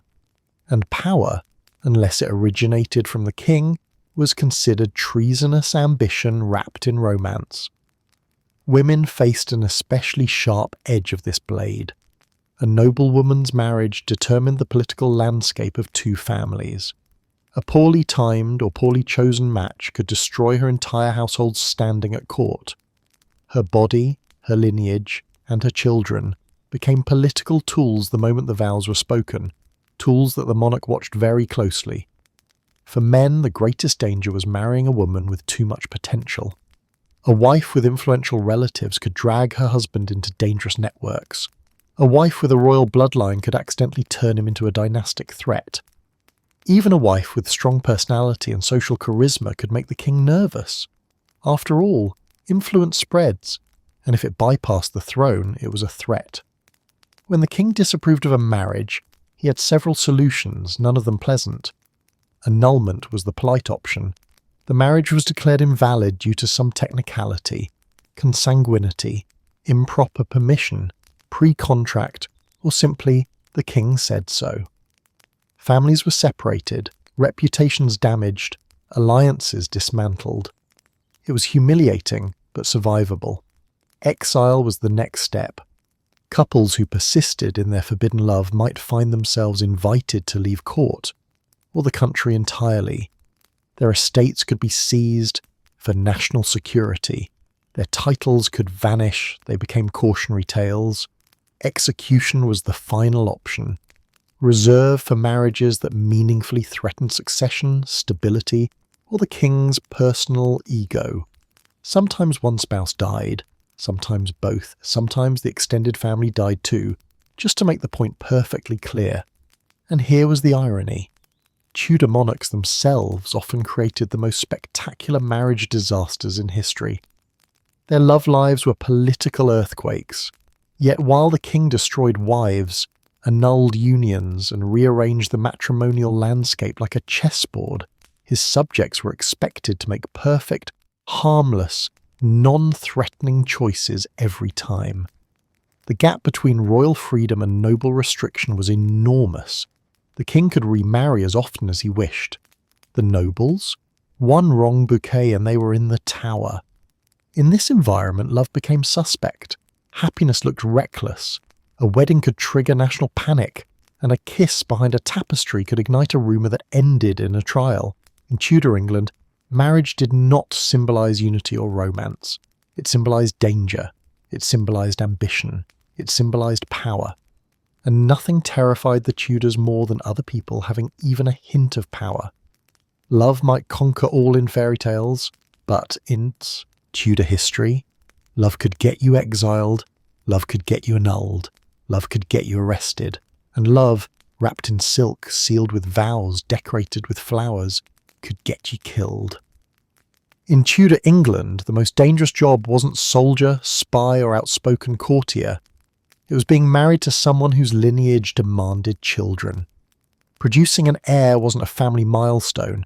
It was a national necessity, a political insurance policy, and, depending on the monarch's mood, the difference between royal favour and catastrophic downfall. Infertility, or even perceived infertility, wasn't treated as unfortunate biology. It was treated as evidence of failure, disobedience, or suspiciously inadequate loyalty. The Tudors lived in a world where succession anxiety was a constant gnawing presence. Europe was full of stories about dynasties collapsing because of childless rulers. Civil wars erupted when thrones lacked heirs. Pretenders swooped in from distant branches of the family tree. And England, still scarred by the chaos of the Wars of the Roses, was particularly terrified of uncertainty. No monarch wanted to give fate or rivals an excuse to test their authority. This meant the pressure to produce a legitimate heir wasn't simply personal. It was political survival. The entire kingdom watched a royal couple the way farmers watch storm clouds, anxiously, impatiently, and with the unspoken hope that conditions would improve before disaster struck. Every year, without a child became a public conversation. Every miscarriage became a national disappointment. Every rumour of pregnancy sparked waves of hope or dread. And if a child didn't arrive, someone had to be blamed. That someone was almost always the woman. Tudor medical knowledge was a fascinating blend of guesswork, astrology, superstition, and herbs that probably didn't help but smelled expensive. Unfortunately, most of this guesswork suggested that women were responsible for conception, pregnancy, and any subsequent failures. If a marriage didn't produce a child, the reasoning was simple. The queen or noblewoman had failed in her sacred duty. Her body, not the king's, was considered defective. This wasn't just misogyny, it was political convenience. Blaming the woman kept the king's divine strength unquestioned. After all, how could someone chosen by God possibly have reproductive issues? Much safer to assume God was displeased with the woman instead. And thus, a royal womb became something like a state-monitored production line. Courtiers whispered, foreign ambassadors reported, astrologers predicted, midwives speculated, priests prayed. Doctors poked, prodded, and confidently dispensed opinions based on absolutely nothing. Everyone, it seemed, had a professional stake in a woman's uterus. If a queen or high-ranking noblewoman conceived but miscarried, the court did not interpret this as natural tragedy. It was seen as a sign, possibly divine, possibly political, possibly criminal. Enemies might claim the woman was cursed. Allies feared the line was unstable. Rivals suggested sabotage. The king, desperate for certainty, needed someone to blame. He never blamed himself. This created a cruel cycle. Each lost pregnancy increased the pressure, and each increase in pressure made every future pregnancy more emotionally loaded and more physically dangerous. Failure to produce an heir did more than create disappointment. It created instability, and instability created opportunity for the king to replace you. Divorce, in the Tudor sense, wasn't a private matter. It was national theatre.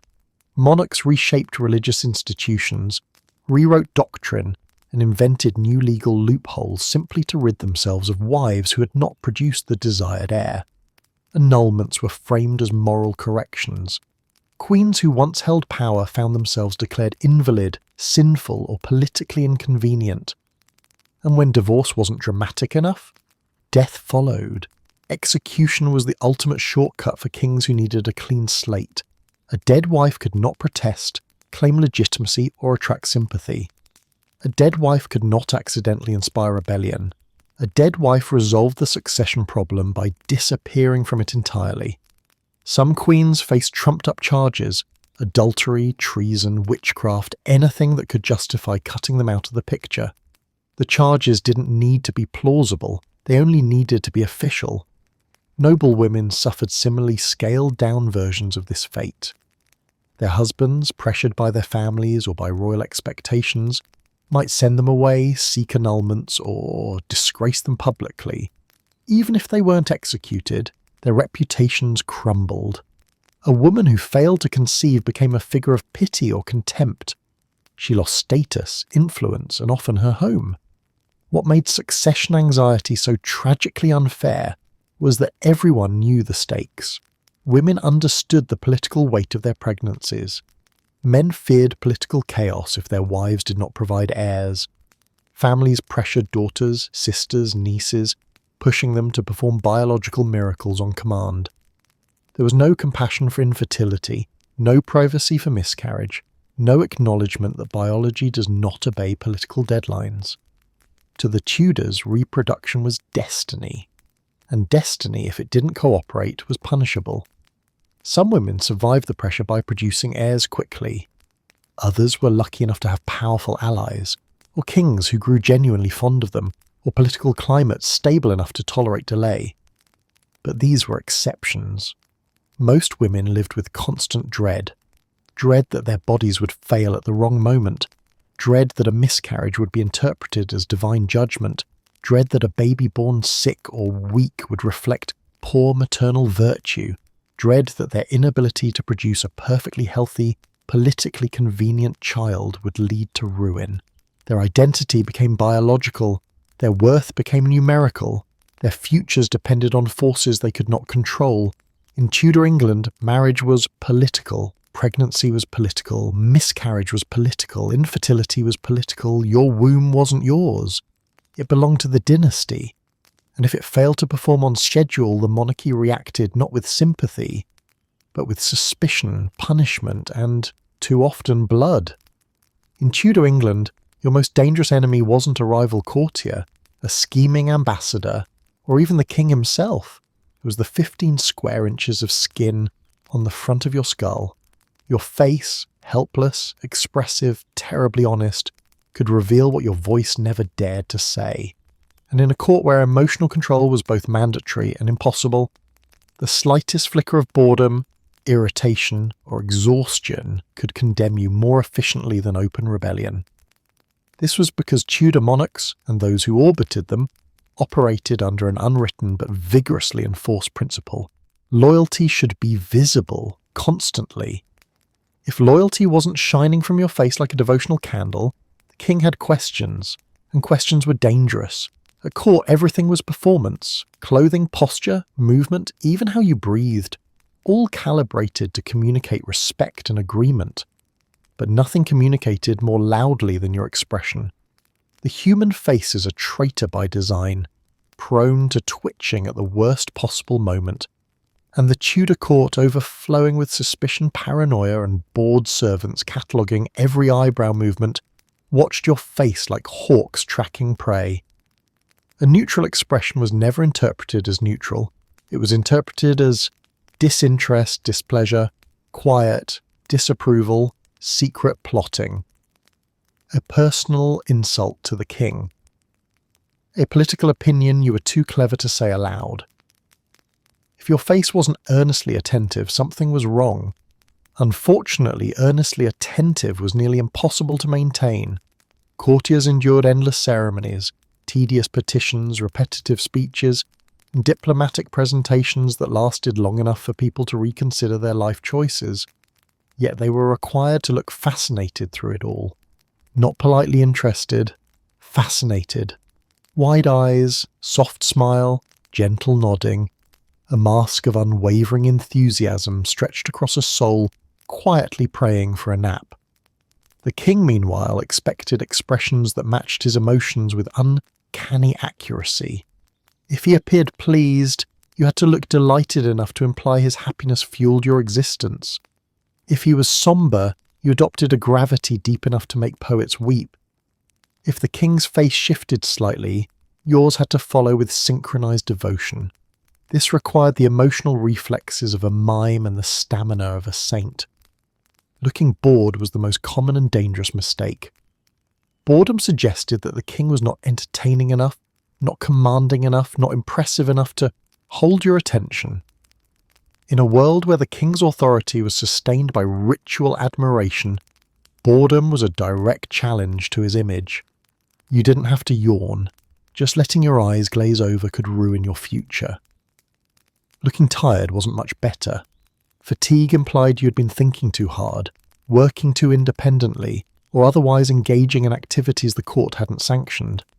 A tired noble might be secretly meeting allies. A tired lady might be sending letters at midnight. A tired advisor might be plotting. The court excelled at taking benign things and turning them into threats. Annoyance, however, was the kiss of death.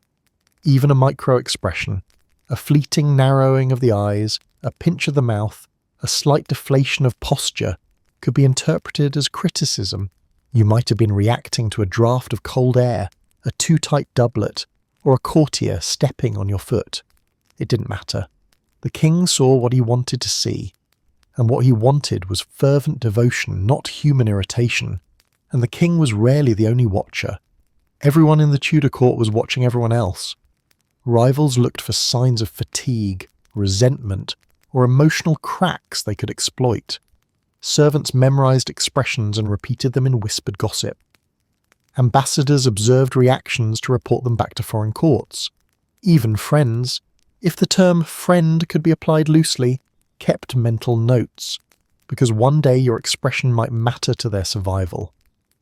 This constant surveillance encouraged courtiers to perfect their facial discipline. Some practiced in mirrors. Others developed go-to expressions they could hold for long periods.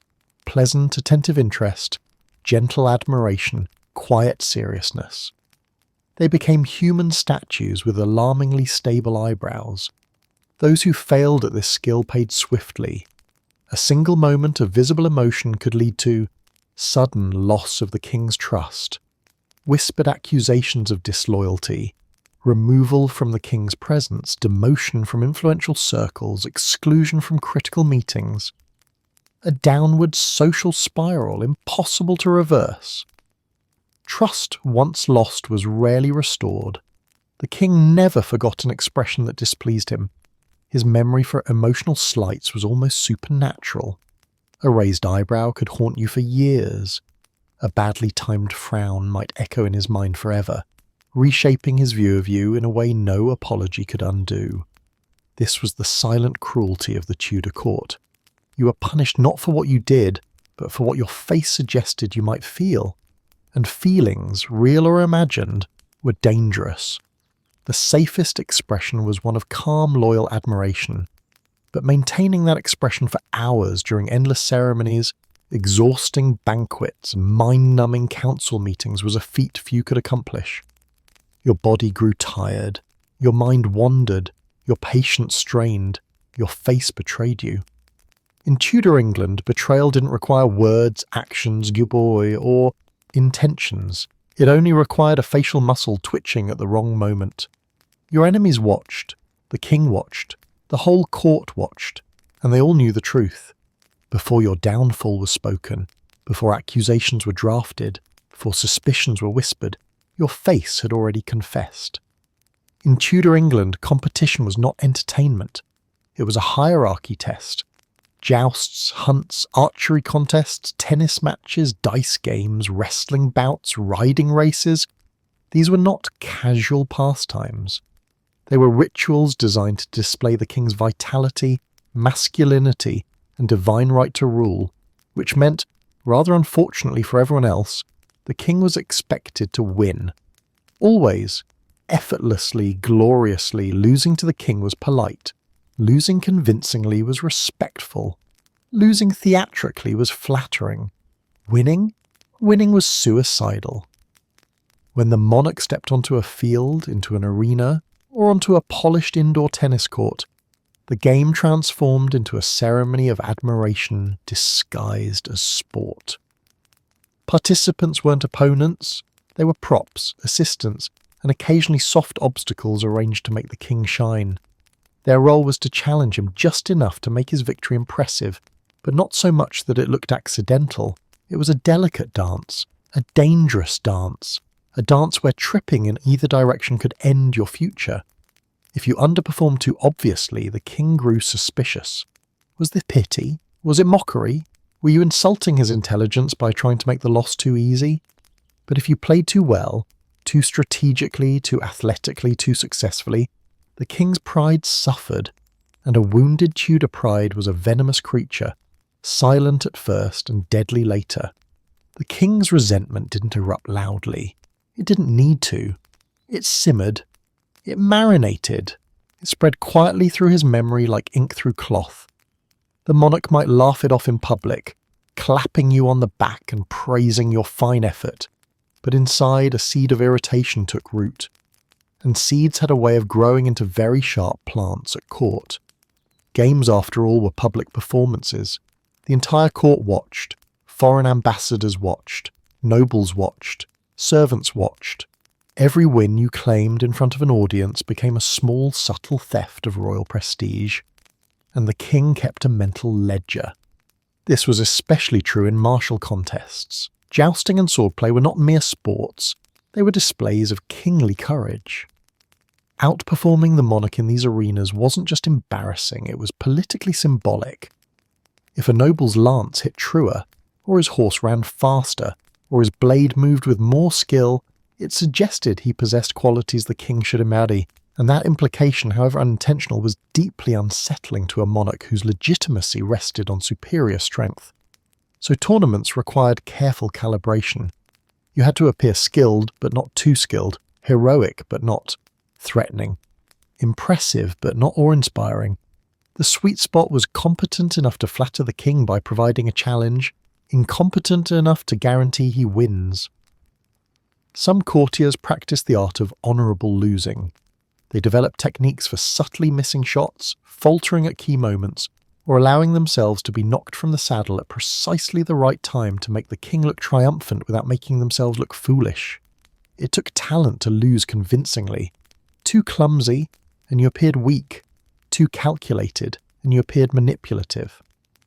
But the greatest danger came from accidental victory, the genuine win, a misjudged moment where instinct overtook strategy, a stunning arrow that split the target, a tennis serve the king failed to return, a wrestling movement that pinned the monarch unexpectedly. These were the moments that made crowds cheer and the king's smile tighten almost imperceptibly. Public embarrassment was a slow poison. The king, though outwardly gracious, would remember. And he would remember not the details of the match, but the feeling, the sting of being outperformed by someone he expected to dominate. Quiet resentment was far more dangerous than open anger. Anger could be negotiated with.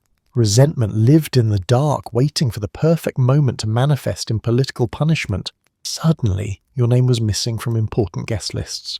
Your influence diminished. Your alliances weakened. Your opportunities evaporated. No formal accusation was necessary. The court didn't need reasons. It needed signals. And losing favour was a signal so clear it echoed. Sometimes the consequences were more direct. A noble too victorious too often might find himself encouraged to retire to his country estate, or sent abroad on a diplomatic mission far from court, or abruptly reassigned to an unimportant post, or quietly investigated by officials searching for any excuse to turn sporting prowess into political conspiracy. Only the king was allowed to impress. Everyone else existed to applaud. Even hunts, events where the king showcased his dominance over nature, were structured to ensure royal success. Deer were driven toward him. Advisors positioned themselves strategically to make sure the king's arrow had the clearest path. If a courtier accidentally brought down the largest stag, he smiled nervously, knowing he'd just stolen the monarch's thunder and possibly shortened his own lifespan. Winning too much, then, wasn't merely poor etiquette. It suggested competence the king did not approve of. Tudor monarchs, especially those anxious about legitimacy, hated being reminded they were mortal, fallible, and occasionally less athletic than the man standing next to them. A king wanted admiration, not comparison. He wanted challengers, not champions. He wanted triumphs, not ties, and he absolutely did not want to lose. Victory was disrespectful, defeat was survival. In Tudor England, the rule was simple: play well enough to entertain the king, but never so well that he remembers the score. In Tudor England, games and competitions weren't really games at all. They were a very delicate form of public theatre, a carefully balanced performance in which the king always won, but no one was allowed to make it look like he always won. Losing to the king was expected. Losing too obviously, however, was offensive. It transformed the monarch's carefully curated triumph into an embarrassing display, as though he required charity instead of skill. And no Tudor king tolerated charity, not even in the form of a poorly timed fumble. The challenge was this: you could not win, but you could not lose badly. You could not fail so spectacularly that the king looked like a child being humoured by indulgent adults. You needed to lose with dignity, effort and artistry. A loss had to resemble a genuine attempt at victory, one that fell short precisely because the king was superior, not because you had thrown the game like an amateur actor tripping over his own feet. This delicate balancing act created a new Tudor sport, competitive modesty. Courtiers spent as much time perfecting the art of careful failure as they did practicing archery or tennis. They learned how to miss a target barely, how to swing a sword almost effectively, how to lag behind in a hunt by just enough to flatter the monarch without exposing the strategy. Losing became a skill, a craft, a high-stakes performance that required judgment, timing, emotional intelligence, and a touch of physical finesse. And still, people got it wrong. The worst mistake was failing too quickly. A courtier who dropped his sword 5 seconds into a fencing match looked ridiculous. It suggested he believed the king incapable of defeating a competent opponent. A nobleman who swung his tennis racket into the air, missed the ball entirely, and then apologised profusely did not look respectful. He looked like he thought the king needed help. Tudor monarchs could smell condescension from across the tilt yard. Even worse was the crime of obvious self-sabotage. Imagine a hunt where a courtier shouted, "Oh dear, the deer escaped my grasp once again," with such exaggerated theatrics that even the horses looked embarrassed. The king did not find such displays flattering. He found them insulting. By pretending to be incompetent, the courtier suggested the king needed to compete against incompetence to look impressive. The Tudors valued dignity in their victories, and dignity was impossible if their opponents behaved like buffoons. Then there were the subtler errors, mistakes that appeared harmless but carried political consequences. A late reaction, for instance.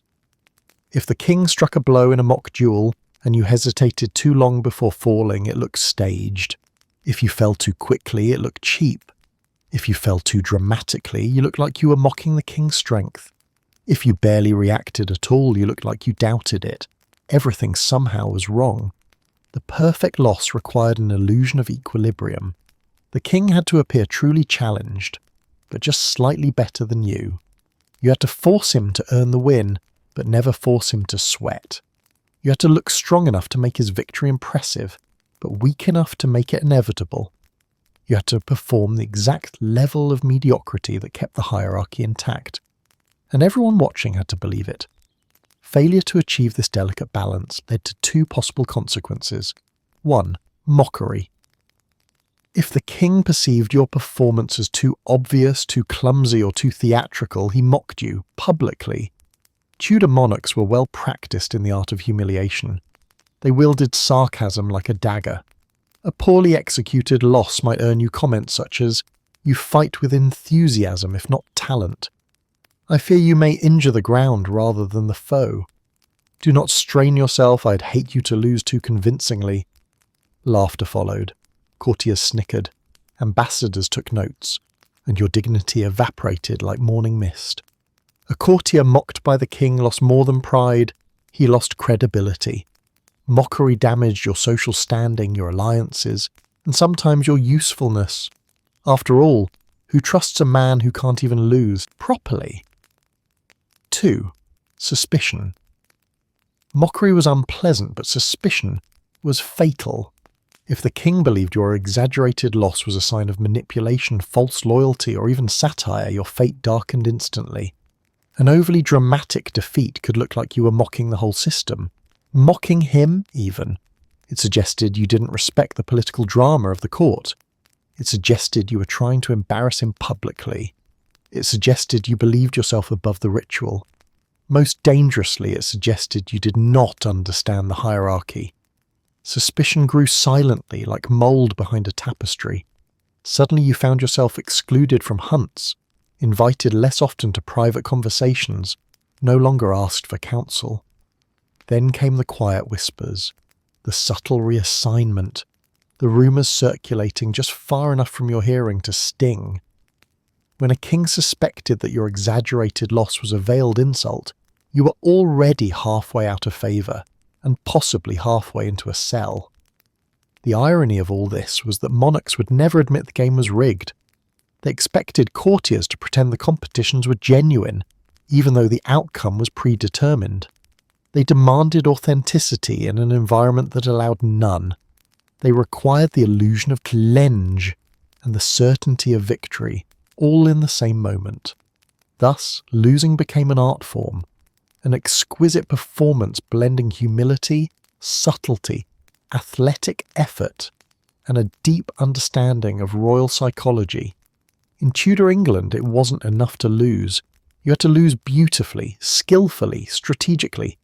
You had to make the king's triumph look honest while ensuring your own failure looked accidental. Because at court, winning made you dangerous, but losing poorly made you foolish. And both paths could end your career. You had to lose, but convincingly. In Tudor England, showing up wasn't just good manners, it was survival. Court life functioned like a never-ending parade of ceremonies, audiences, banquets, hunts, proclamations, dances, diplomatic receptions, public prayers, private prayers, coronation anniversaries, feast days, scent days, and days invented because the king felt like being celebrated. Missing any of them, even accidentally, even with a perfectly reasonable excuse like, "I was dying slightly," could be interpreted as something far more serious: disloyalty.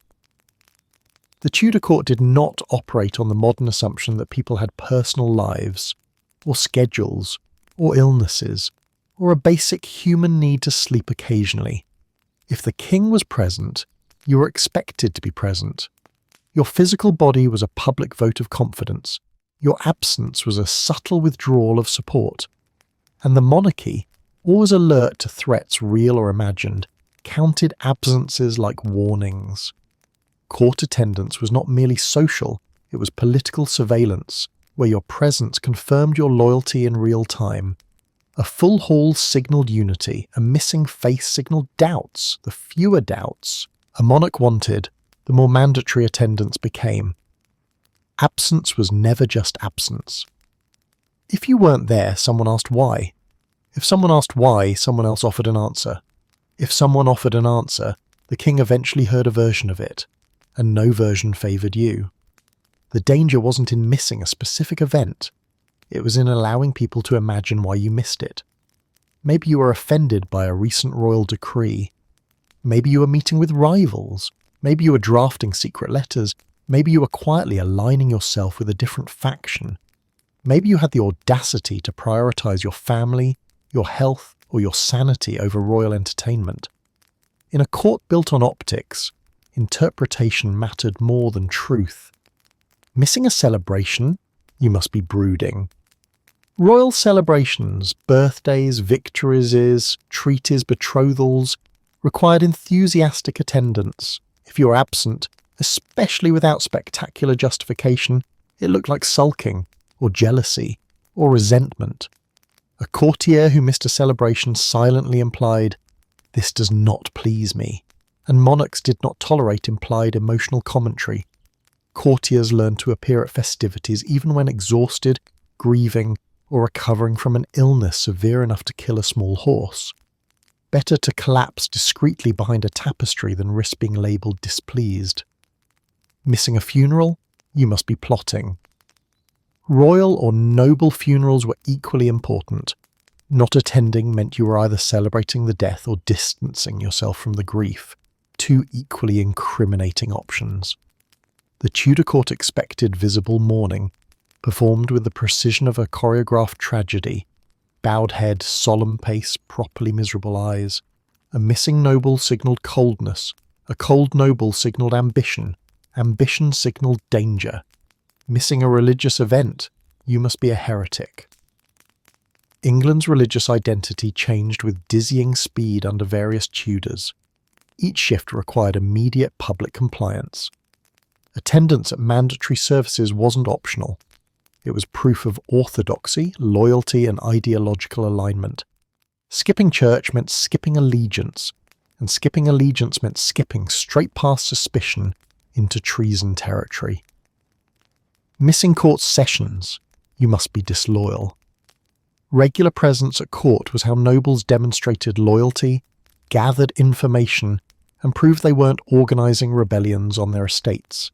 If you remained at home too long, the king assumed you were cultivating an independent power base. Never a good look. Prolonged absence could get you summoned. A royal summons was not a polite invitation. It was a test. You came immediately or proved you had something to hide. Once suspicion began, it spread quickly. Excuses didn't save you. Being sick was not persuasive. People died constantly from fevers, infections, mysterious ailments, or simply living near Tudor sewage systems, but monarchs rarely accepted illness as a reason. Illness implied weakness. Weakness implied unreliability. Family obligations were worse. Nothing signalled misplaces priorities faster than putting your spouse or children ahead of royal attendance. In a hierarchy where the king was the sun and everyone else orbited him, skipping an event for personal reasons meant stepping out of orbit entirely. Travel delays, poor weather, injured horse, flooded roads. These were treated as personal negligence. Good courtiers planned ahead. Excellent courtiers preemptively solved problems that hadn't happened yet. The best courtiers simply teleported, judging by royal expectations. Absence could become a narrative. One missing event, fine. 2 missing events, concerning. 3 missing events, suspicious. 4 missing events, dangerous. The pattern mattered. People remembered. Rivals weaponized it. Advisors mentioned it quietly at the king's elbow. Your Majesty, did you notice Lord So-and-so was absent again? Quite concerning in these uncertain times. It didn't matter whether times were actually uncertain. A whispered phrase like that could change your future. The consequences were subtle, then sudden. At first, you simply felt a shift. Fewer invitations, fewer glances from powerful allies, fewer opportunities to approach the king. Then the exclusion deepened. You weren't asked for counsel. You weren't summoned to ceremonies. People stood slightly farther from you during audiences, and then came the sudden moment. The one where you realised suspicion had crystallised into judgment. Maybe you were instructed to remain at your estate. Maybe you were questioned by agents of the crown. Maybe you were quietly removed from positions of authority. Maybe the king's gaze passed over you with a coldness you could feel in your bones. Being absent at the wrong time wasn't a minor mistake. It was a political statement you never intended to make. At court, presence was loyalty. Absence was defiance. And defiance, even accidental, was a luxury no Tudor monarch allowed. Attendance wasn't just expected. Attendance was patriotism. In Tudor England, danger didn't only strike when you spoke too loudly, or bowed too slowly, or blinked at the wrong moment. Sometimes the gravest mistake you could make was simply being in the room. At a court built on secrets, power plays, political feuds, and royal paranoia, witnessing the wrong event, accidentally or unavoidably, could turn an innocent bystander into a liability. And liabilities, in Tudor logic, needed to be removed. You didn't need to participate in a scandal to be implicated in it. You merely had to exist in its vicinity. Because the Tudor belief system held 2 truths with iron certainty. Scandal threatened the crown. People who saw scandal threatened it even more. This created a world where presence was perilous and proximity was a hazard. Court life forced individuals into tight spaces, corridors, chambers, galleries, council rooms, and any one of those spaces could be the site of a whispered conspiracy, a forbidden romance, a confidential argument, or a royal meltdown. If you happened to walk through the wrong hallway at the wrong time, you weren't simply a passerby. You were a witness, and witnesses had a terrible habit of disappearing. The court was a maze of secrets. Every Tudor palace was essentially a giant social pressure cooker. People lived stacked on top of each other like anxious chess pieces. Servants overheard everything. Courtiers brushed sleeves constantly. Even private chambers were never truly private. A stray moment, a door left slightly ajar, a servant entering prematurely, a courtier turning the corner too quickly, could plunge you into mortal risk. Dangerous sights included, but were by no means limited to, a noble arguing too fiercely with a royal favourite, a queen speaking privately with someone she shouldn't, a counsellor reading a document he shouldn't possess, a foreign ambassador whispering promises, a royal heir crying, confessing or confiding, a servant delivering a sealed letter to the wrong hands, the king himself behaving in a way he preferred wasn't witnessed. None of these required your participation, only your presence. Once you saw something sensitive, the dynamic shifted instantly. You now held information, real, imagined, or dangerously misunderstood, that could affect the entire political landscape. And in Tudor England, information was not allowed to float freely. It had owners. Those owners wanted control, they wanted silence, and too often they wanted silence permanently. Why witnesses were so dangerous? Tudor monarchs ruled through image. Their authority depended on how the court and the public perceived them. Any scandal, from a noble's betrayal to a royal's indiscretion, threatened the appearance of divine competence. A kingdom destabilized by rumour could spiral into rebellion, and rebellion could topple monarchs. Thus, when something embarrassing or incriminating occurred, two questions mattered. Who knows? How fast can they be silenced? In some cases, silenced meant bribed, threatened, or shipped off to a distant post. But the Tudors were not shy about using more definitive solutions: executions, disappearances, mysterious illnesses, or sudden requests to retire to one's country estate were not coincidences. They were clean-ups. Witnesses didn't need to intend harm. Their very ability to confirm a rumour made them dangerous. Silence was never guaranteed, and monarchs, especially volatile ones, trusted no one with dangerous truth. Accidental witnesses were the most vulnerable. Deliberate spies had strategies, coded language, secret pockets, practiced alibis. Accidental witnesses had none of these. They lacked political armour. They lacked prepared explanations. Their innocence made them unpredictable, which made them unsafe. A servant carrying linens who walked into a room at the wrong time could suddenly find herself questioned aggressively by royal officials. A page delivering a message could overhear a confession. A lady in waiting looking for her misplaced comb could stumble upon a royal argument. Each scenario carried risks wildly disproportionate to the action. Sometimes simply being seen looking in the wrong direction sealed your fate. If someone inside a scandalous situation made eye contact with you, you entered the story whether you liked it or not. The terror of shared knowledge. Perhaps the most chilling part of being present during scandal was the shared awareness between you and the people involved. They knew, and you knew they knew you knew. This silent understanding created a tension that never dissolved. Every future interaction became a negotiation of survival. If they trusted you, they needed to keep you close. If they distrusted you, they needed to eliminate you. If they feared you, they needed to preempt you. A single moment could trap you in a political web you had no desire to enter. The path to elimination wasn't always violent.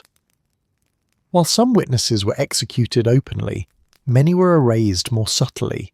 You might be reassigned to a remote estate, married off quickly to remove you from court, urged to take religious vows and disappear into monastic silence, replaced in your household duties, sent abroad as part of a diplomatic entourage, quietly imprisoned for questioning.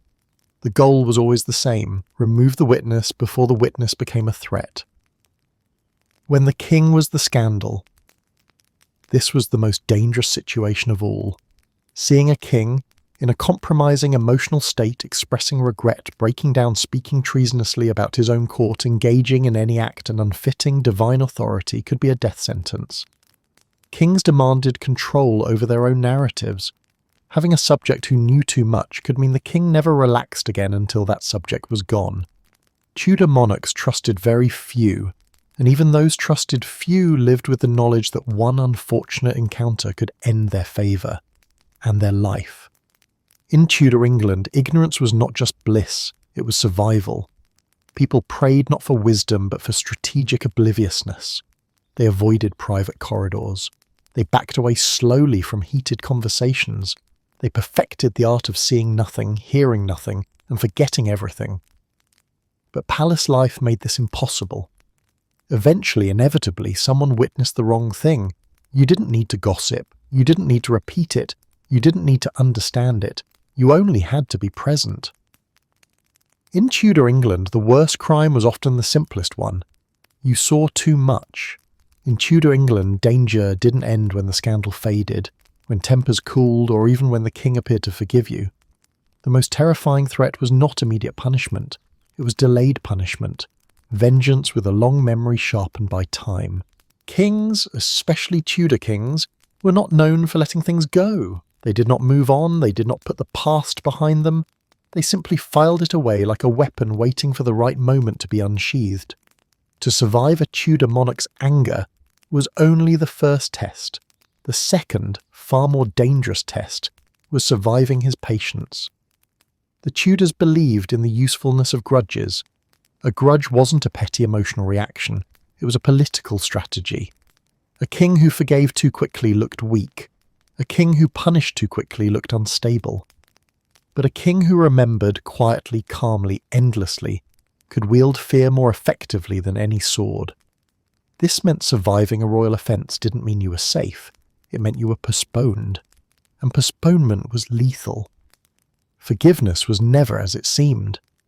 When a Tudor king said he forgave you, it was not reassurance. It was a warning disguised as mercy. Forgiveness often meant, I am too busy to deal with you now. I need you alive for the moment. I want you to relax so I can strike later. Others are watching. Your punishment must wait. Forgiveness was a strategic pause, not an ending. If you bowed, apologized, swore loyalty, and received a royal pat on the head, courtiers might think the danger had passed.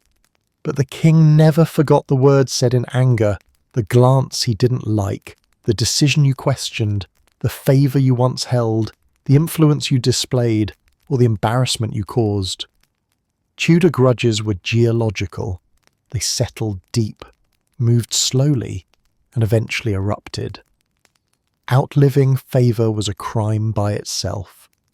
The court was full of aging survivors, men and women who'd lived through 4 or 5 political storms and mistakenly believed that longevity equaled security. It did not. In fact, surviving too many regimes often made the king suspicious. How had you endured so long? Whom had you charmed? What schemes had you navigated? Did you know too much? The older you got, the more dangerous your memories became. A man who remembered the king's youthful scandals was a liability. A woman who recalled a queen's early indiscretions was a threat. A servant who'd overheard political secrets years ago was a loose tile in the palace foundation. A wise person in Tudor England learned a critical lesson. The past was radioactive. Those who carried too much of it were eventually removed. Delayed punishment was the most elegant kind. Executions that happened right after an offence were dramatic but predictable.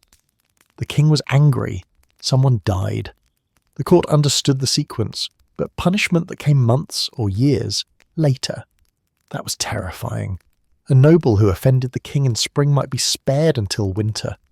A courtier who made a foolish remark at 20 might be executed at 40. A favourite who fell out of favour might live comfortably for a decade, until suddenly he didn't. Delayed punishment was not an accident. It was intentional. It reinforced 3 messages. The king never forgot. The king never forgave. You could never feel safe. When punishment finally arrived, it felt inevitable, like a storm long predicted by astrologers and ignored by optimists. Old offences were seeds that eventually grew teeth. Perhaps you once laughed too early, failed to laugh on time, expressed a private doubt, wore something slightly above your station, offered an honest opinion, showed too much intelligence, demonstrated too much popularity, married too ambitiously, stood too close to the wrong person, stood too far from the right person. At the time, the king let it pass, but passing was a misleading term. What he did was store it quietly, tidily, in the back of his mind, where it festered like a preserved insult. Years later, when the political wind shifted, when your usefulness ended, when a rival whispered at the right moment, the king retrieved the memory like a perfect, polished accusation. You didn't offend him today. You offended him years ago. Today was merely your turn. The danger of outliving rivals. Sometimes surviving too long meant outliving your enemies, and in the Tudor court that was suspicious. If all your rivals had died, people wondered why you hadn't. Was the king protecting you? Manipulating you? Saving you for later? Or did you possess a talent for danger that he must now investigate? Longevity itself was incriminating. People who lived too long gathered influence without trying. Influence bred jealousy. Jealousy bred whispers. Whispers grew into plots. Plots found their way to the king's ears, and the king, remembering everything, acted. Royal memory was a loaded weapon. The Tudors did not forget slights. They did not forget insults. They did not forget embarrassing moments or political missteps. A king could recall, with unnerving precision, the expression on your face during a tense council meeting 20 years earlier. He could recall the tone you used when disagreeing, the enthusiasm with which you greeted a rival, or how slowly you bowed after a poorly delivered speech. A monarch's mind was an archive of grudges, small, meticulous, and deadly. Some kings waited until the perfect moment, a rebellion, a scandal, a diplomatic crisis, or simply a quiet afternoon when the monarch decided he felt uneasy about you. And then the old offence resurfaced, wrapped in royal authority, sharpened with time, impossible to defend against. You didn't break a law, you broke the king's memory. In Tudor England, survival came with an expiration date. To survive a Tudor monarch's anger once was impressive. To survive it twice was miraculous. To outlive it? That was asking too much. You survived too long, you lived past the king's patience. You endured past his tolerance. You lingered beyond his forgiveness. And for Tudor rulers, lingering was suspicious. He didn't forget. He didn't forgive. He just waited. Long enough for you to believe you were safe. Long. Enough for the court to forget your offence. Long enough for the punishment to feel inevitable. In Tudor England, time wasn't protection. Time was the weapon the king used to finish what he started. After 23 chapters of social hazards, emotional landmines, and etiquette rules sharp enough to sever a limb, one question remains. Why did Tudor kings believe any of this made sense? Why did they treat accidental gestures, innocent words, and human expressions as potential acts of treason? Why did they rule a nation as though it were a balancing act between divine authority and perpetual chaos? The answer lies in the foundation of Tudor rule, a dynasty built on insecurity, born in blood, shaped by fear, and maintained through the careful engineering of obedience. Tudor kings did not wake up thinking they were paranoid. They woke thinking they were practical. The Tudors were born in crisis. The Tudor dynasty emerged not through peaceful succession or ancient legitimacy, but through a violent civil war, the Wars of the Roses. Henry VII seized the throne by force, married strategically, and spent his entire reign anxiously watching for rivals hiding in courtyards, monasteries, and foreign courts. His son Henry VIII and his grandchildren inherited this anxiety like a family heirloom, more precious than gold and infinitely harder to melt down. This dynasty's claim to power wasn't unquestionable. It was fragile. And fragile systems don't tolerate wobbling. A laugh at the wrong time, a noble marrying too ambitiously, a courtier becoming too popular. These weren't small matters to a Tudor. They were tremors signalling another potential collapse. The monarchy's trauma shaped everything. Power required performance. Tudor kings relied on ritual, grand ceremonies, choreographed entrances, glittering displays of wealth to reinforce their authority. Pageantry created the illusion of divine power, stability, and inevitability. Told subjects, this ruler is chosen by God, this ruler is unshakable, but illusions are delicate. One wrong note, one badly timed joke, one noble standing in the wrong spot, and the performance faltered. The king appeared less commanding, the hierarchy seemed less certain, and uncertainty was the doorway through which rebellion entered. Thus, the court developed a culture where every gesture reaffirmed the king's place at the top. Excessive caution wasn't madness, it was maintenance. Fear. Preserved the crown. Fear was not an unfortunate byproduct of Tudor rule, it was the intended outcome. Fear discouraged boldness, fear prevented conspiracies, fear kept nobles from forming alliances too powerful for the crown to control. Fear ensured that the king, and only the king, remained the centre of political gravity. It was not enough for the Tudors to be respected. They had to be feared, visibly, consistently, and efficiently. Fear was quicker than law. Fear spread faster than decrees. Fear cost less than armies. Fear turned every subject into their own jailer. Tudor kings didn't tighten the rules because they enjoyed the tension. They tightened the rules because it worked. Instability was a constant threat. From foreign invasions to internal rebellions, the Tudor world was volatile.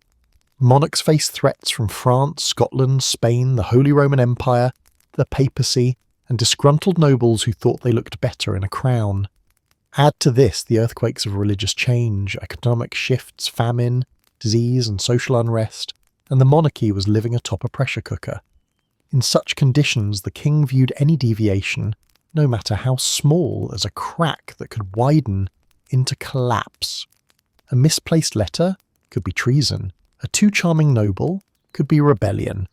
A woman failing to conceive could destabilize the entire succession. A courtier missing a ceremony could signal dangerous discontent. It wasn't that Tudor kings were naturally irrational. It was that the world around them was genuinely dangerous. And in a dangerous world, survival often resembles paranoia. Control was their most valuable tool. The crown maintained power by controlling every possible source of influence.